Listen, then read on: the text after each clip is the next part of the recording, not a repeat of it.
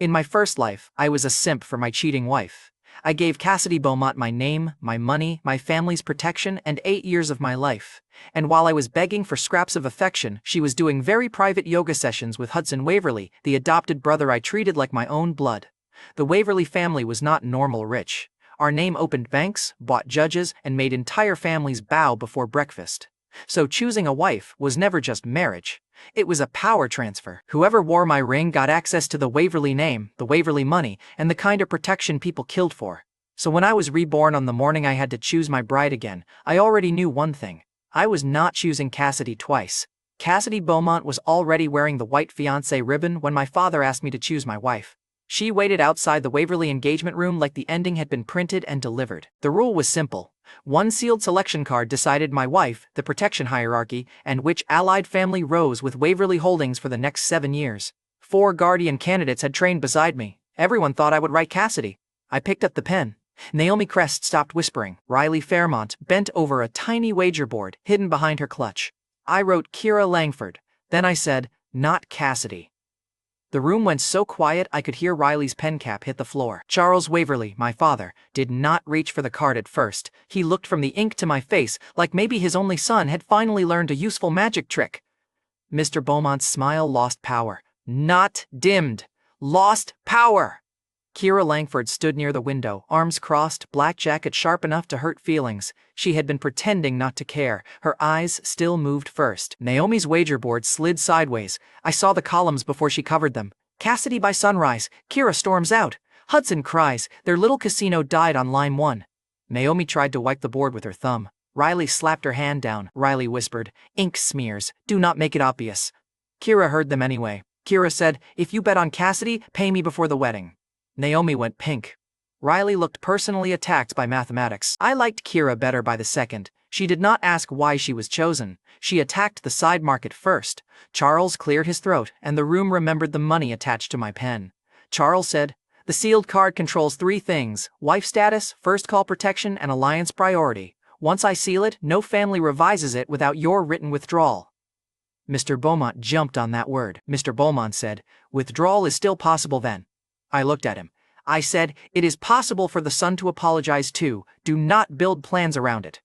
Riley made a sound like she had swallowed a laugh sideways. Mrs. Beaumont's pearls trembled again. Every Beaumont in that room had realized the same ugly thing. Cassidy had not lost a boyfriend. She had risked a pipeline. Keira pushed off the window.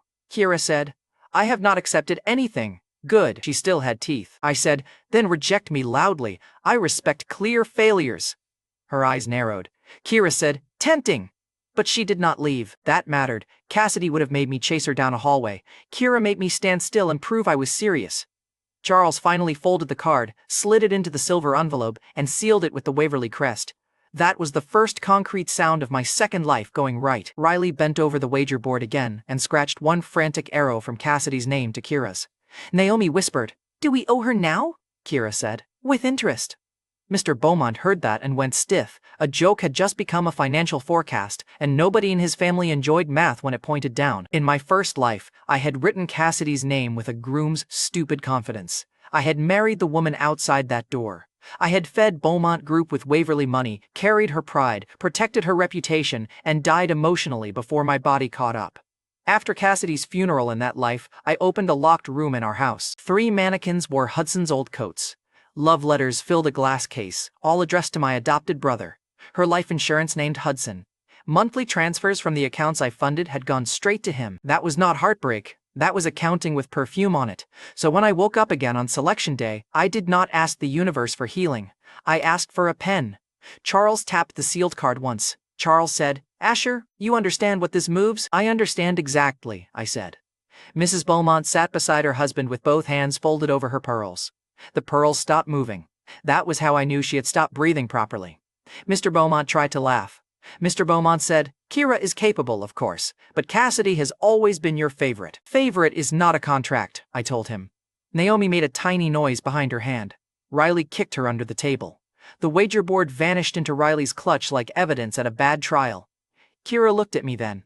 Her left hand brushed the old scar across her knuckles, the one she got years ago pulling me out of a training fall Cassidy had called my fault. She did not mention it.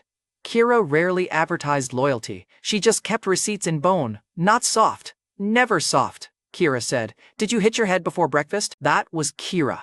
Give her wife status and she would still check for brain damage first. I told Keira, no, I just got tired of bad investments. Her mouth twitched. One corner. Half a smile, half a warning. Cassidy's voice floated from the corridor before anyone could answer. Cassidy said, "Is it finished yet?" She did not knock. Cassidy had never knocked when she thought a room belonged to her. The door opened 2 inches, the white ribbon on her dress caught the light. It was pinned over her heart, embroidered with the Waverly crest, because someone in her family had decided subtlety was for people without credit lines. She looked at me first, not the envelope. Of course she did. Cassidy Beaumont had spent years rejecting my attention in public and collecting its benefits in private. She liked my name close enough to protect her. She just did not want me close enough to touch her heart. A brutal arrangement, really. Efficient, evil, very Beaumont. Cassidy smiled like she was being generous. Cassidy said, "Asher, can we speak alone?" Mr. Beaumont's eyes sharpened. He thought his daughter was managing the obsessive heir before the announcement. Too bad for him, the obsessive heir had died already. Charles did not stop me. He slid the sealed envelope into the inner pocket of his jacket. That was enough. The choice was locked. I followed Cassidy into the side gallery. She walked ahead of me, ribbon flashing with every step. Portraits of old Waverly men stared from the walls, probably offended that I had waited an entire lifetime to grow a spine. Cassidy stopped beneath the glass case where our guardian candidate badges were displayed. Cassidy said, "Do not choose me just because everyone expects it." She did not sound nervous. She sounded rehearsed. I leaned against the case. I said, "That is the first useful thing you have told me today." Her smile tightened. Cassidy said, "I mean it. I care about Hudson. You know that. If you force this, all 3 of us suffer." I said, "You mean you suffer publicly?" Her lashes flickered. Cassidy said, "Do not twist my words." I said, "You wore my crest into a Waverly selection and came to warn me not to choose you. Your words arrived twisted." She looked toward the closed door. Cassidy said, "Keira will hate being used like this." I said, "Keira hates most things. At least she is honest about it." Cassidy's voice sharpened. Cassidy said, "You think picking her will make me jealous?" I smiled. I said, "No. I think picking her will make you irrelevant." That one reached bone.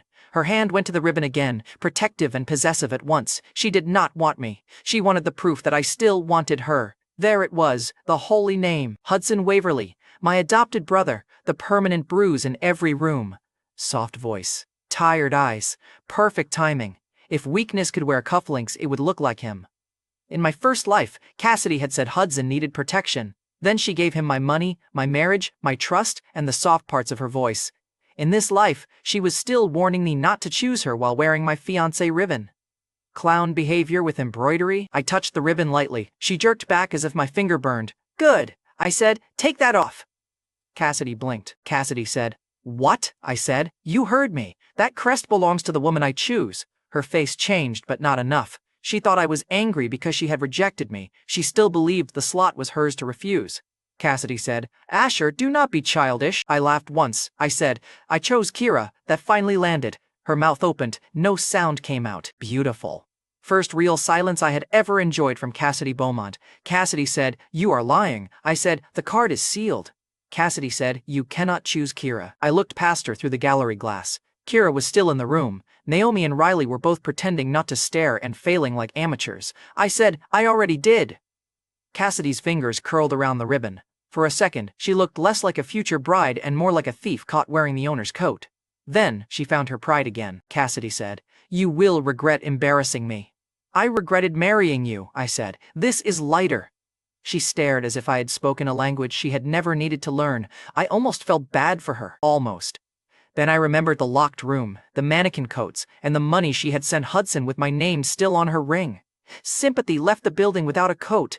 She flinched, not from sadness, from insult. Cassidy could survive my devotion. My mockery apparently needed a warning label. Before she could speak, a thud came from the front hall. Then, a second one. A staff member shouted, "Hudson is down by the east steps." Cassidy turned instantly. Not toward me, toward Hudson, of course. The old script had barely changed costumes. I stepped aside and let her run. She almost collided with Keira at the doorway. Keira caught the edge of the door with one hand and watched Cassidy sprint past us, ribbon still pinned, loyalty already leaking out in public. Keira said, "You sure you picked the right disaster?" Told Keira, "I picked the one who stayed in the room." Her eyes flicked to mine. Then the front hall broke open with noise. Hudson sat on the marble step, one hand pressed to his ribs, face pale in that expensive way he had perfected. A security guard hovered over him. Cassidy dropped beside him and grabbed his shoulders before the guard finished explaining. Hudson said, "I am fine. Do not blame Asher." Nobody had blamed me yet. That was Hudson's favorite trick. He started the defense before the accusation existed, then waited for fools to fill in the crime. Cassidy looked back at me with wet eyes already loading. Cassidy said, "What did you say to him?" Naomi whispered. "Oh no," Riley whispered back. "The board did not have this option." Keira heard them and snorted. Charles came out last. His gaze moved from Hudson to Cassidy's hands, then to the white ribbon still pinned on her chest. Charles said, "Cassidy, remove the ribbon." That got everyone. Mr. Beaumont stepped forward. Mr. Beaumont said, "Charles, surely there is no need to humiliate her in a hallway." I said, "Then she can stop wearing my wife's property in one." Keira coughed once. It sounded suspiciously like a laugh. Cassidy stared at me. Her hand shook when she unpinned the ribbon. The tiny cloth fell into her palm, and somehow it looked smaller without my future attached to it. I took it from her. I did not give it to Keira yet. Not in that hallway. Keira deserved a cleaner stage and a bigger knife. Cassidy noticed that too. Her chin lifted, like she had found one last scrap of control. Then a shout came from outside the open front doors. A man in work boots pushed through the gate line, one hand buried under his jacket. His face was red, his eyes were fixed on me. A ruined supplier. I remembered him. In my first life, that walk had ended with a knife, Cassidy shielding Hudson, and my body hitting stone before anyone remembered I was the one bleeding. This time, Keira saw me look. Her hand moved toward the glass case before the man cleared the first step. Cassidy still had both arms around Hudson. The selection card was sealed, the ribbon was off, the old attack was walking toward me again, and the woman who used to call herself my protector had already chosen someone else to hold. Cassidy still had both arms around Hudson when the ruined supplier crossed the courtyard. That was the joke of it. She had spent years calling herself my strongest guardian, but the second danger arrived, she wrapped herself around the wrong Waverly like a designer blanket. The rule was simple. If I bled while a sworn guardian protected another man, she answered immediately. No committee, no speech. One visible wound was enough. I said it out loud before the supplier reached the steps. "Cassidy," I told her, "if I bleed while you guard Hudson, do not cry when the contract bites." She looked over her shoulder. Cassidy said, "Stop making everything about you. Hudson can barely stand." Keira was 10 feet away, near the glass display case where the old guardian badges sat. She did not argue. She watched the glass. That was the difference between a performer and a protector. The supplier shouted something about Waverly Holdings ruining him. That was all the biography he earned. His hand came out of his jacket. One knife, one old nightmare, one chance to see who moved. Cassidy dragged Hudson behind her with both arms. She turned her back toward me and made herself a shield for him. Keira moved before the blade flashed. She saw him first in the reflection of the glass case. Her hand shot out, grabbed my sleeve, and yanked me sideways so hard my shoulder hit the display frame. The knife cut air where my ribs had been. The supplier stumbled from the missed strike. His shoulder clipped a pillar, and the blade flashed back toward my stomach. Keira stepped between us. Not Cassidy. Not a guard. Keira. Then Keira slammed the case door into the supplier's wrist. Glass rattled. The knife dropped. Keira kicked it under the marble bench and twisted his arm behind him before the security guards remembered their paychecks. The courtyard stopped pretending this was a misunderstanding. The supplier screamed. Keira said, "Next time, lunge slower. Some of us are tired." A ridiculous line. Perfect timing. I almost respected the knife for giving her the setup. Then, I saw blood. Not mine this time. Keira's palm had split against the glass edge. Red ran down her wrist and dripped on the floor near my shoe. In my first life, the knife had caught me because Cassidy pulled Hudson away and no one pulled me. I remembered the sound my body made when it hit stone. I remembered learning to stand with a cane while Cassidy sat beside Hudson's bed and called it duty. This time, Keira bled so I did not. So I paid the right person. "Recovery case," I told the nearest staff member. "The black one from my suite. Bring it to Keira." Cassidy finally looked at my sleeve. There was a small rip where the knife had grazed the fabric. Under it, a thin line of blood opened on my arm. Not deep. Still enough. Her face changed when she realized what the rule meant. Hudson noticed faster. Hudson said, "Asher, please! Cassidy was only scared for me." I looked at him. I said, "I know. That was the problem." Naomi stepped forward, hands raised. Naomi said, "Asher, Cassidy did not know he had a knife." Riley grabbed Naomi's wrist before I answered. Riley's eyes had fixed on the bloodline under my torn sleeve. Riley said, "Quieter, Naomi." She did not look at him. Cassidy heard that and turned on Riley. Cassidy said, I was protecting family. Keira lifted her injured hand. Keira said, so was I. Mine bled in the correct direction. That tiny betrayal hit Cassidy harder than the rule. Naomi swallowed. Her defense died in her mouth. Keira let the guards take the supplier. She flexed her injured hand once and gave me a look. Keira said, you are bleeding. Cassidy said, it is a scratch. Keira turned her head slowly. Keira said, from a knife you did not block. Nice. Clean hit. No wasted syllables. Cassidy's cheeks went hot. Hudson tried to stand. He wavered, leaned heavily on Cassidy, and made sure everyone saw him fail. He had the posture of a dying prince and the timing of a bill collector. Cassidy caught him. Of course she caught him. I raised my bleeding arm. Cassidy Beaumont failed the blood rule, I said. Public meal. First call protection removed until I restore it. Mr. Beaumont exploded from the steps. Mr. Beaumont said, you cannot strip her rank in front of staff. I said, I can strip it in front of the supplier if you want a wider audience. He shut up. The supplier, face pressed against the courtyard stone by security, actually looked interested. Good for him. Even criminals enjoy quality family theater. Charles did not rescue the scene. He only locked what I had already caused. Charles said, the agreement stands. Cassidy stared at my father, then at me. A staff member brought the contract tray from the side office. No reading, no debate, just the black velvet square where failed badges went to die. Cassidy saw the tray and finally understood this was not a mood swing. It was a demotion. Cassidy said, you would punish me after choosing another woman? I said, I am punishing you because you were my guardian 10 seconds ago and forgot whose blood mattered. She had no answer. Not a good one. Keira held her bleeding palm away from her jacket and watched Cassidy kneel on the cold marble. No smile, no speech. That made it worse for Cassidy. Keira did not need to gloat, the blood already did it for her. A staff member opened the recovery case beside Keira. Inside were private bandages, pain tablets, a small vial from my doctor, and the hard candy I kept because the tablets tasted like regret. The staff member reached for my arm first. I said, her hand first. Keira glanced at me. Keira said, trying to look generous? No, I said, trying not to waste medical supplies on the wrong woman. Cassidy's head snapped up. There it was again. She could tolerate losing my love. Losing priority made her twitch. The first public strike was not a whip across skin. I did not need theater that messy yet. The old guardian system had cleaner cruelty. Cassidy had to kneel, remove her badge, and watch Keira receive the recovery case marked for first call protection. The badge sounded tiny when Cassidy placed it on the marble. Tiny things can ruin rich people. Beautiful design. A guard at the archway shifted 2 steps to the left, away from Cassidy's old position and closer to Keira. I pointed at the second guard. Mirror her, I said. If Keira moves, you follow. If Cassidy moves, you watch. The second guard obeyed before Charles spoke. That tiny delay mattered. My order landed first. Charles's approval came second. Cassidy saw the hierarchy change in real time. That was the part Cassidy could not stand. Not the kneeling, not the staff watching. The replacement had legs. It moved in real time. Keira noticed the guard too. Keira said, that side has better lighting anyway. Riley lost another laugh and pretended to cough. Cassidy looked like she wanted to stab the lighting. Riley stared at the badge. Riley said, so Keira is first call now? Said, Keira moved first. The title can catch up. Kira's mouth moved like she wanted to insult me and thank me at the same time. She picked insult. Naturally. Keira said, do not make me regret being competent. I told her, that is the first marital vow I have heard all day. Naomi made another small noise. Riley elbowed her again, but weaker this time. Cassidy noticed every reaction. The favorite guardian had become the girl kneeling on my steps while her rival got bandaged from my case. That was not emotional growth. That was better. That was visible. Hudson's face twisted. For 1 second, the softness slipped, then he stepped forward.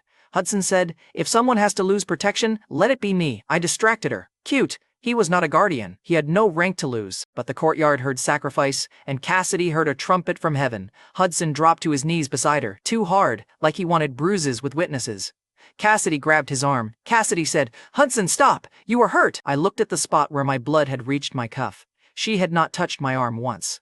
Keira saw it too. Her bandaged fingers curled around the candy from the recovery case. She held it out to me without looking at Cassidy. Keira said, take it before you start looking noble. It does not suit you. I took the candy. It was lemon, bitter first, sweet after.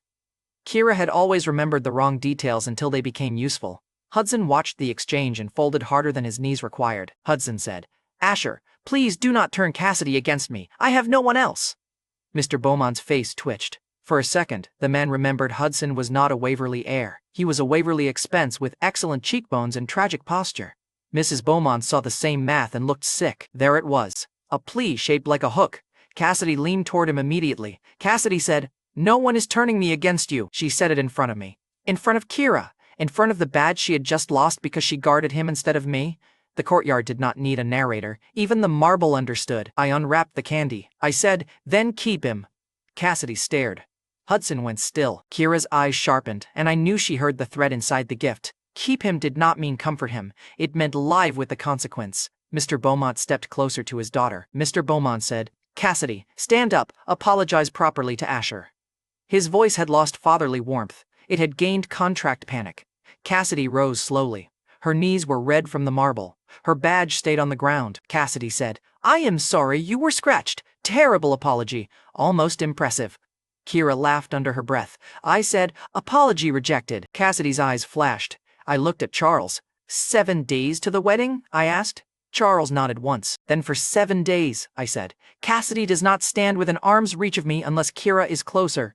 Cassidy looked slapped. Naomi looked at Riley. Riley mouthed, "Keira closer!" like she was updating the wager board in her soul. Hudson's softness cracked again, only for a blink.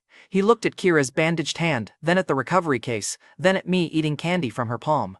At the time, I thought he only hated losing Cassidy's attention. I did not yet know how ugly he could get when he lost a stage. Cassidy bent to help Hudson stand. He leaned into her until she forgot the badge completely. Mr. Beaumont saw it and cursed under his breath. Mrs. Beaumont whispered, "Cassidy, your badge." Cassidy looked down. Too late. Keira had already picked it up with 2 bandaged fingers. Keira said, "Do you want this returned to storage, Asher, or framed as a warning?" She was terrible. I was beginning to enjoy terrible. "Storage," I said. "Warnings should be bigger." Cassidy heard that and went pale. Good, she should have. The supplier was dragged away. The courtyard began moving again, but not back to normal. Normal had died when Keira moved first. Naomi no longer stood beside Cassidy. Riley no longer whispered in Cassidy's favor. Mr. Beaumont watched his daughter like a failing asset. And Hudson, still leaning on her, looked at me with eyes too sharp for a helpless man. By sunset, the wound on my arm had closed under Keira's bandage. By dinner, Cassidy had asked 3 different staff members whether the sealed card could be changed. By midnight, the staff had moved Keira's recovery case into the first call cabinet. Cassidy walked past that cabinet twice. Both times, she pretended not to see her empty slot. The third time, Hudson walked with her, hand on the wall like the estate itself had injured him. Cassidy slowed, probably expecting him to faint near the cabinet and reclaim the room. Keira opened the cabinet in front of both of them and took another lemon candy. Keira said, "Inventory check." Cassidy said nothing. That silence was not peace. It was pressure with lipstick. By dawn, Hudson was on his knees outside my suite. He said he came to apologize. The stairs waited behind him. Hudson Waverly knelt outside my suite with both hands folded like a church statue. The man who had just watched Cassidy lose rank for him now claimed he wanted peace. 7 days remained before the weddings. 1 week. 1 card already sealed. 1 family still pretending denial was a strategy. Hudson lifted his face when I opened the door. Hudson said, "Asher, I am sorry about yesterday. Cassidy only protected me because I was weak." I looked at his hands. Clean nails, pale knuckles. No tremble. He had dressed helplessness very carefully. I said, "You rehearsed that in the mirror." His mouth tightened, then he lowered his voice. Hudson said, "You chose Keira, so stop punishing Cassidy. Let her come to me without making her look cheap." There he was. Not pitiful, not broken. Just greedy with softer lighting.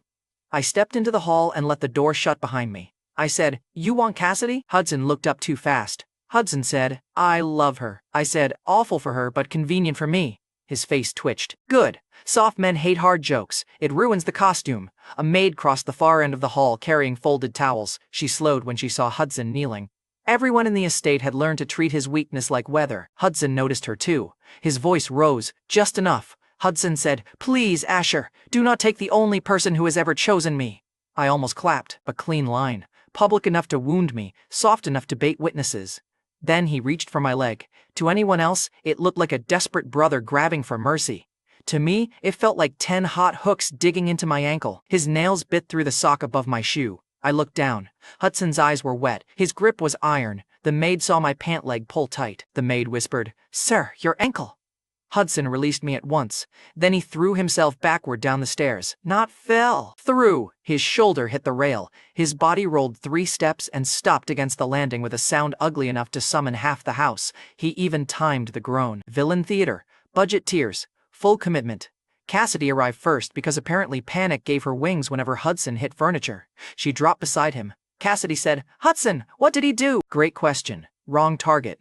I lifted my pant leg.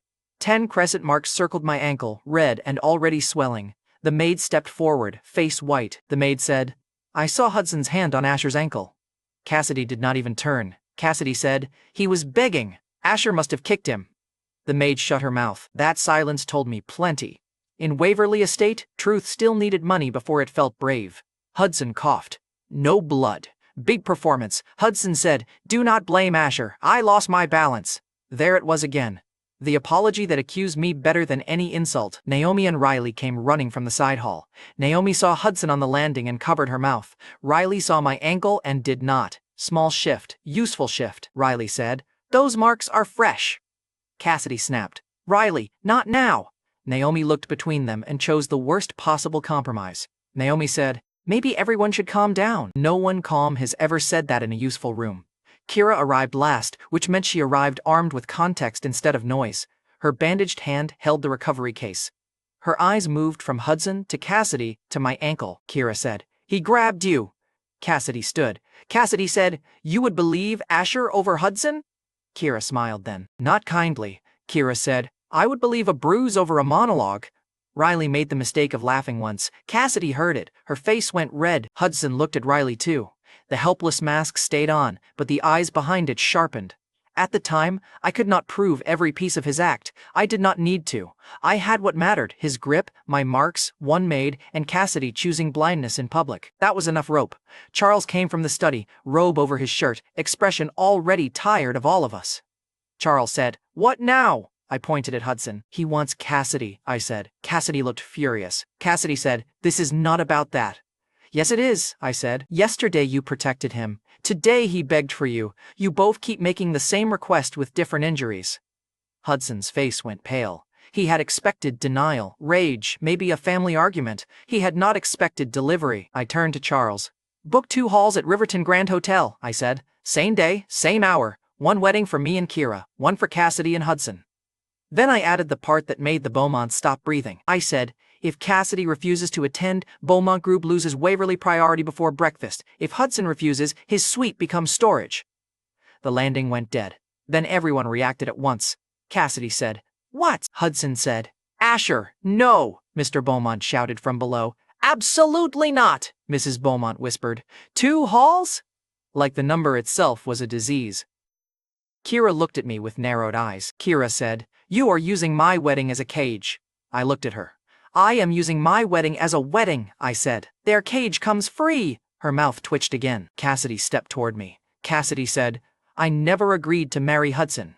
Hudson's hand froze against the rail. That was the first honest wound he showed all morning. He had wanted her devotion as a shield. He had not expected her to say the shield was embarrassing in public. I almost thanked her for the assist. I looked at Hudson still lying at the landing. "Awkward," I said. "He just threw himself down architecture for you."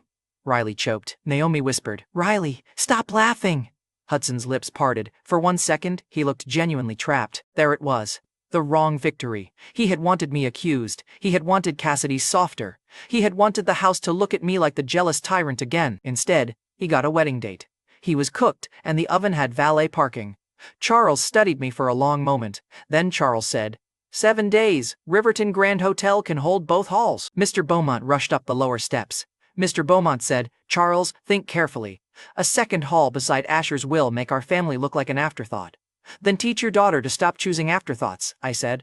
Cassidy swung toward me. Cassidy said, "You are doing this to humiliate me." Said, "Partly. The truth was rude. I had missed it." Her eyes widened. I continued, "Mostly I am doing it because you keep telling me Hudson is the man you protect. I am just respecting your devotion in public." That hit the landing like a dropped glass. Mr. Beaumont had no comeback because business panic had both hands around his throat. Mrs. Beaumont grabbed Cassidy's arm. Mrs. Beaumont whispered, "Do not provoke him. Waverly priority has already moved once." Mr. Beaumont heard his wife and turned on Hudson with a look sharp enough to cut the staircase. Mr. Beaumont said, "Stand up if you can stand. If you cannot, stop creating expensive scenes."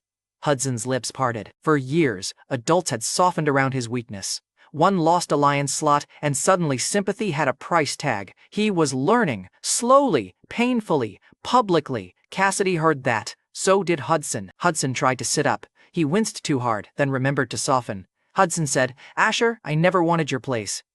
I crouched one step above him, close enough that only the landing heard me clearly. I know, I said. You wanted my wife, my money, my sympathy, and my silence. My place was just furniture. His eyes flashed. There he was again. Then Cassidy touched his shoulder, and the poor little brother mask dropped back over his face. Keira saw the flash. She said nothing, but her fingers tightened around the recovery case. That mattered more than a speech. The scene should have ended there. It did not. A staff member came from my suite carrying a box of Cassidy's old gifts. The timing was ugly and perfect. Old framed photos, silk ribbons, a bracelet she had once returned in public but left in my room for storage, a drawer full of little useless shrines to a woman who had never loved me right. Cassidy stared at the box. Cassidy said, You kept those? I said, past tense. She misunderstood on purpose. Cassidy said, So you are preparing the bridal suite. Keira looked at the box, then at me. Her expression said she would break my ankle herself if that was true. I told the staff member, Burn what has no value, store what belongs to Waverly, return nothing to Beaumont. Cassidy's face changed again. Not heartbreak, ownership panic. The staff member carried the box away. Cassidy took one step after it before she caught herself. She did not love the bracelet. She had returned it twice. She loved that I had kept it anyway. Now even that little shrine was being rolled toward a trash fire. Naomi saw Cassidy move and whispered, She wanted him to keep it. Riley whispered back, Of course she did. Free worship has resale value. I looked at Riley. She shut up, but her assessment was not wrong. Keira stepped closer to me. Keira said, Low enough for me but not Cassidy. If I am only here to decorate your revenge, say it now. Fair. Sharp. Dangerous. I liked all three. I said, You saved my life. She saved his pride. That is the whole math. Keira held my gaze a second longer. Then she opened the recovery case, took out a strip of bandage, and knelt in front of my ankle without asking permission. Cassidy watched Keira touch the marks Hudson left. Hudson watched Cassidy watching. That little triangle could have powered the estate for a week. Keira wrapped my ankle tight enough to punish both of us, Keira said. Next time someone kneels, stand farther from the stairs. I said, That your medical advice? Keira said. That is wife advice, temporary until you stop being stupid. Then she pulled the bandage tight enough to make my jaw lock. Keira said, If those posters put the wrong name beside yours, I walk. I said, Then wear comfortable shoes, you will be standing beside me. Cassidy flinched at the word wife. Good, she should get used to pain in small doses before the wedding. Later that afternoon, the estate started eating itself with whispers. 2 weddings, same hotel, same hour, Waverly Air with Keira Langford, Cassidy Beaumont with Hudson Waverly. Naomi and Riley's wager board returned with a new column, Who cries first? Naomi wrote, Cassidy. Riley wrote, Mr. Beaumont, I respected Riley's growth. At dusk, I crossed the back terrace and heard Cassidy's voice near the old drive. She was speaking to Hudson, soft and shaken. Cassidy said, After that rain at Harborgate Orphan Home, you promised you would never leave me. Hudson answered, I never will. His voice was gentle. Too gentle. My hand flexed before I could stop it. There was a wrong detail in her memory. One wet night, one scar on my palm. One story Hudson had worn long enough that Cassidy mistook the costume for skin. I did not correct her, not then. Some truths are more useful when they arrive after the liar gets comfortable. Keira found me by the terrace steps. She held out a lemon candy. Keira said, You look like you swallowed glass. I took the candy. Bad habit, I said. I keep listening to people lie. Keira glanced toward Cassidy and Hudson. Keira said, Then stop listening and start planning. So I did. That night, I approved 2 wedding halls, 2 sets of cars, 2 guest lists, and 1 poster order big enough to slap Riverton in the face. The staff member handling the poster draft asked which bride name went beside mine. I said, Keira Langford. He hesitated over Cassidy's name. I said, Put Cassidy beside Hudson, large font, no room for creative misunderstanding. Across the hall, Naomi and Riley went silent. Their wager board had become city infrastructure. No planning montage, no romantic panic, just names, dates, and consequences. The sealed card had started the damage. The posters would make it public. I thought the wedding posters would be the cruelest thing I did that month. I had not yet opened the Beaumont front door. Cassidy climbed into my lead wedding car before the driver could stop her. Her name was not on my posters. That was the whole joke. The rule that morning was simple. 2 ceremonies, 2 halls, 1 city audience. The names on the wedding posters decided public wife status before anyone mumbled vows.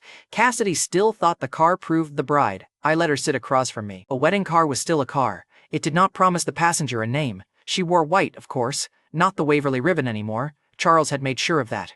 But she had found a pearl clip shaped almost like one because rich girls do not surrender symbols. They counterfeit them. Cassidy folded her hands in her lap. Cassidy said, "You can still stop this before we arrive." I looked out the window. Hudson's car followed behind us with 3 security guards and one adopted brother who had turned staircases into performance art. I said, "Stop what?" Cassidy's mouth tightened. Cassidy said, "Do not pretend. You are angry. I understand that. But marrying Keira beside me and Hudson is cruel." I said, "Correct." She blinked. Most people begged for misunderstanding. I preferred clean service. Cassidy leaned forward. Cassidy said, "Then admit it is revenge." I looked at her pearl clip. I said, "It is a wedding with revenge included. Do not insult the catering." Her face went hot. Good. The morning had barely started and she was already sweating through borrowed confidence. My phone buzzed once. Keira had sent one message: "If the posters lie, I leave." No hearts, no flowers, just a resignation letter with eyeliner. I typed back one word: stand. She did not answer. That was Keira's version of trust. Annoying, sharp, and somehow more valuable than every love letter Cassidy had ever written to Hudson. The Riverton Grand Hotel came into view under white banners and stupid gold ribbons. 2 entrances had been dressed the same, which was the point. Confusion feeds arrogance before it eats it. Cassidy looked at the main doors and softened for half a second. Cassidy said, "Asher, after today, everyone will know you still care." I said, "Everyone will know something." Before she could ask, the car stopped. The crowd outside turned at once. Guests, photographers, Beaumont cousins pretending not to count the Waverly cars, staff carrying flower stands big enough to hide family crimes. Then Hudson stumbled out of the second car. His collar was open, his face was pale, his hand shook around a small blade. There it was, the first wedding gift from the drama department. Hudson pressed the blade near his own throat and shouted, "If Cassidy is forced to marry anyone else, I will not live through it." The crowd gasped. Cassidy screamed, "Hudson, no!" And just like that, she forgot she had ridden in my car. She ran to him in front of everyone. The hotel photographer lifted his phone. A red live stream dot blinked at the corner. Riley Fairmont slapped his wrist down so fast the man nearly photographed his own shoe. Riley hissed, "Do not broadcast this. We were wrong enough privately." Naomi Crest clutched her purse like the old wager board might crawl out and confess. Naomi whispered, "We wrote Cassidy under Asher on every line." Riley whispered back, "Then eat the board." Side chaos with stationery. Riverton High Society deserved nothing less. Mr. Beaumont pushed through the guests, face already shiny with panic. Mr. Beaumont said, "Asher, control this before the whole city misunderstands." I stepped out of the car. I said, "The whole city understands faster than your family." Cassidy had both hands on Hudson now. Cassidy said, "Asher, tell him this is not what it looks like." Hudson's eyes cut toward me over her shoulder. Soft, wet, perfectly aimed. Hudson said, "Brother, please, I cannot watch you take her from me." The crowd shifted. There was the false prediction. Poor Hudson, cruel Asher. Beautiful Cassidy trapped between brothers. A cheap script, but cheap scripts work on rich audiences if the costumes are expensive. A hotel coordinator rushed up with 2 clipboards and no survival instinct. The coordinator asked, "Which bride enters the main hall?" Cassidy answered before I could. Cassidy said, "I do." Hudson flinched. "Small, ugly, perfect." Mr. Beaumont nodded too fast. Mr. Beaumont said, "Of course she does. The staff already knows the public expectation." I looked at the coordinator. I told the coordinator, "Never take instructions from a woman standing beside the wrong groom." Cassidy went still. The coordinator looked ready to resign into the nearest flower arrangement. Hudson lifted the blade higher because his first act had not bought enough sympathy. Hudson said, "If you marry Keira just to punish Cassidy, I will disappear from this family." I looked at the photographers, the guests, the blade, the open hotel doors. "You announced disappearance with a crowd and 2 cameras," I said, "not your strongest skill." A few guests laughed before they remembered Hudson was holding a knife. That was the problem with performance. If you overacted, even fear started checking the reviews. Charles arrived behind me and said nothing. He had learned by then that I did not need rescuing from my own trap. Cassidy begged again. Cassidy said, "Asher, if you ever loved me, end this." I almost laughed. She had finally asked for love on the day I brought logistics. Before I answered, a truck backed through the hotel service lane. Not flowers, posters. Massive framed wedding posters wrapped in white cloth rolled down the ramp on brass stands. The timing was disgusting. I loved it. Hudson still had the blade up when the first cloth fell. Asher Waverly and Keira Langford. Keira's name sat beside mine in letters tall enough to ruin a bloodline. The crowd went silent for real this time. Not shocked. Silent. Calculating silent. Then the second cloth dropped. Hudson Waverly and Cassidy Beaumont. Hudson's blade lowered by half an inch. He was standing under a poster proving he had threatened to die because his own bride had arrived. That was not tragedy. That was clown math with catering. Someone in the crowd laughed once and swallowed it too late. The hotel photographer lifted his phone again, slower this time, like even he respected the art. Riley slapped the phone down again. Riley said, "At least wait until I change sides." Naomi whispered, "Can we change sides at a wedding?" Riley said, "People change religions for less." Cassidy did not hear them. She stared at the first poster. Her lips moved around Keira's name, but no sound came out. "Beautiful." Second real silence from Cassidy Beaumont. The collection was growing. Mr. Beaumont grabbed the edge of the poster stand like he wanted to strangle typography. Mr. Beaumont said, "There has been a mistake." I said, "There has been a correction." Mrs. Beaumont looked at Cassidy, then at Hudson, then at the crowd already pointing cameras at both posters. Mrs. Beaumont whispered, "Cassidy, why is your name beside Hudson?" Cassidy looked at me like I had moved gravity. Cassidy said, "You cannot do this." I said, "I did it last week. Today you are just reading." Hudson tried to recover. Hudson said, "Asher, you are humiliating Cassidy because she chose me." "Wrong," I said. "I am honoring her choice, publicly, in large font." His face gray-washed. Keira chose that exact moment to walk out of the hotel side entrance. She was not in a wedding dress yet. Black jacket, loose hair, bandaged hand, eyes on the poster first, then on me. A staff member followed her with a garment bag. I took the bag and unzipped it myself. The custom dress inside was white, clean, severe, and cut for someone who could fight in heels if forced. A fresh Waverly ribbon lay folded against the bodice, not Cassidy's used ribbon. Keira deserved clean ammunition. I held it out. "Keira Langford," I said, "your name is on the poster, your dress is here, your exit is still available." Keira looked at Cassidy first, then at Hudson's half-lowered blade, then at the crowd. Keira said, "You made me walk past that circus for a dress?" I said, "I made the circus warm up your entrance." Her mouth twitched. Keira took the ribbon. Keira said, "Pin it straight. If I am going to marry a petty man, I refuse to look like his hostage." The crowd heard her. Cassidy heard her harder. I pinned the ribbon at Keira's shoulder. Keira did not flinch. Cassidy did. Cassidy said, "That symbol was mine." Keira turned, slow and cruel. Keira said, "It was on loan." The return condition was embarrassing. Riley made a strangled noise. Naomi whispered, "Keira is winning the board now." The same coordinator returned with the garment bag and a face full of terror. The coordinator asked, "Should I take the bride to the suite?" Cassidy stepped forward again. Keira lifted one finger. Keira said, "Read the poster before you choose a bride. I hear it is educational." The coordinator looked at the huge letters behind her. Then the coordinator turned toward Keira and almost bowed from pure panic. Cassidy's jaw tightened. That little correction hit harder than it should have. A staff member had just learned Keira first in front of the guests. Keira took the garment bag from the coordinator. Keira said, 5 minutes. If Hudson starts another act, tell him to bleed in rhythm. The photographer needs focus." Then she walked into the bride suite without looking back. Cassidy watched the door close. For one stupid second, she looked like she wanted to follow and argue over a room that no longer belonged to her. Mr. Beaumont caught her wrist. Mr. Beaumont whispered, "Do not lose another public fight." Too late. The day was collecting them. 5 minutes later, Keira returned in the dress. The crowd shifted again, but this time the movement went toward her. The dress was not soft. It was sharp white, clean lines, no princess fog, no begging lace. It looked like it had signed a prenup with a knife. The photographer raised his camera. The photographer said, "Bride, this way." Cassidy turned by reflex. So did Keira. The photographer panicked. Keira looked at Cassidy and said, "He meant the readable one." Guest near the flowers made the mistake of laughing into a glass. Cassidy's face burned. She had been demoted by a poster, corrected by a coordinator, and now outranked by a camera command. That was not a wedding morning anymore. That was a public software update. Mr. Beaumont tried one last rescue by ordering staff to push flower stands in front of Cassidy and Hudson's poster. I said, "Leave them visible. Condolences need labels." The staff obeyed me. Not Charles, not Mr. Beaumont, me. Cassidy watched the order land and swallowed whatever pride had survived the camera. Keira stepped beside me under our names. I offered my arm. She took it without looking down. Keira said, "If you trip me, I become a widow early." Said, "We just married socially. Let the paperwork catch up before murder." I said, "Naomi, the board is dead." Keira said, "No, I want my payout." The crowd laughed for real this time. Not at Keira, at Cassidy. That was the turn.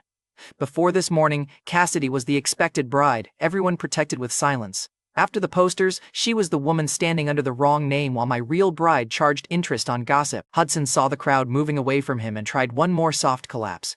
Hudson said, "Cassidy, I will leave if you want me to." He expected her to grab him. She did not move fast enough. That delay was tiny. It cut him wide open. Mr. Beaumont hissed, "Do not leave. If you leave, we lose both halls and every Waverly guest." There. Sympathy had met the invoice. Hudson's hand dropped from his throat. "So much for dying." I looked at the photographer. "Now you can shoot," I said. The photographer nearly saluted.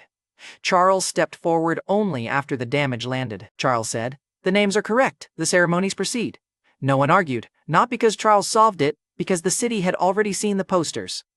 A hotel coordinator opened both hall doors. The left hall carried Hudson and Cassidy's poster. The right hall carried mine and Keira's. Cassidy turned toward my hall by instinct. I pointed across the corridor. I said, "Wrong door." Her face cracked. Hudson reached for her hand. She let him take 2 fingers, not the whole palm. He noticed. Keira noticed. I absolutely noticed. Keira leaned toward me and said, "If she stares during the vows, I am billing you for emotional labor." I told her, "Send it to Hudson. He wanted her." Keira's laugh was small, sharp, and dangerous. Then she took my arm in front of both families.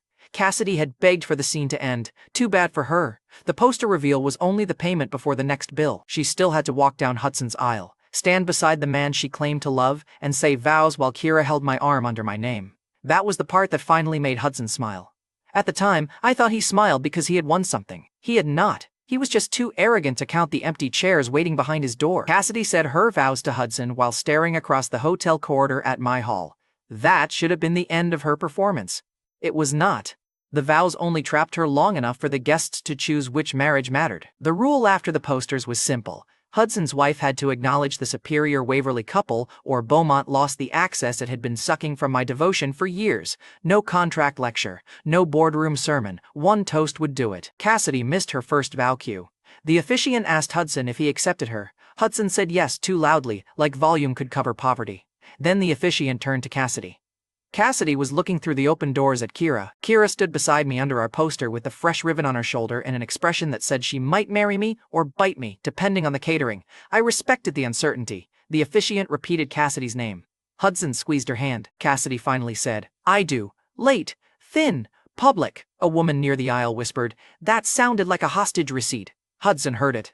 His smile bent at the corner. Across the corridor, Keira answered her own vow before the officiant finished sounding bored. Keira said, "I do. Continue before he changes another family's tax bracket." The front row laughed. Charles closed his eyes like he was praying for patience and finding none. I leaned toward Keira. I said, "You agreed fast." Keira said, "I hate suspense when I already won." Cassidy watched that line land. Her mouth tightened so hard it probably hurt. Good! She had spent years feeding Hudson with soft words. She could survive 1 hard sentence. The reception began in 2 halls separated by 1 corridor and a lot of bad choices. At first, guests tried to be polite. They drifted into Hudson and Cassidy's hall, took a canapé, offered a stiff smile, then looked across the corridor where my hall had Waverly flowers, full tables, and people who still had futures. Then the migration began. 1 Beaumont supplier crossed first, then 2 Waverly executives, then a cousin who pretended she needed the restroom and returned with a glass from my bar. A server carried a champagne tray out of Hudson's hall and never came back. Beautiful. Even the beverages picked a side. Hudson stood at his head table watching seats empty 1 by 1. He tapped his glass for attention. Hudson said, "Thank you all for honoring our marriage." 3 guests stood up mid-sentence. 1 actually carried his salad across the corridor. That man had no shame and excellent instincts. A waiter leaned toward Mr. Beaumont and whispered, "Should we move the extra place settings?" Mr. Beaumont hissed, "No." I heard because he was loud when terrified. Keira looked at the abandoned tables. Keira said, "Leave them. Empty chairs are the honest guests." Hudson's hand tightened around the glass. Cassidy sat beside him in white, hands folded, eyes fixed on my hall. Mr. Beaumont's smile collapsed in stages. Mrs. Beaumont touched Cassidy's shoulder. Mrs. Beaumont whispered, "Stop staring." Cassidy whispered back, "I am not." She was. Everyone with functioning eyes knew it.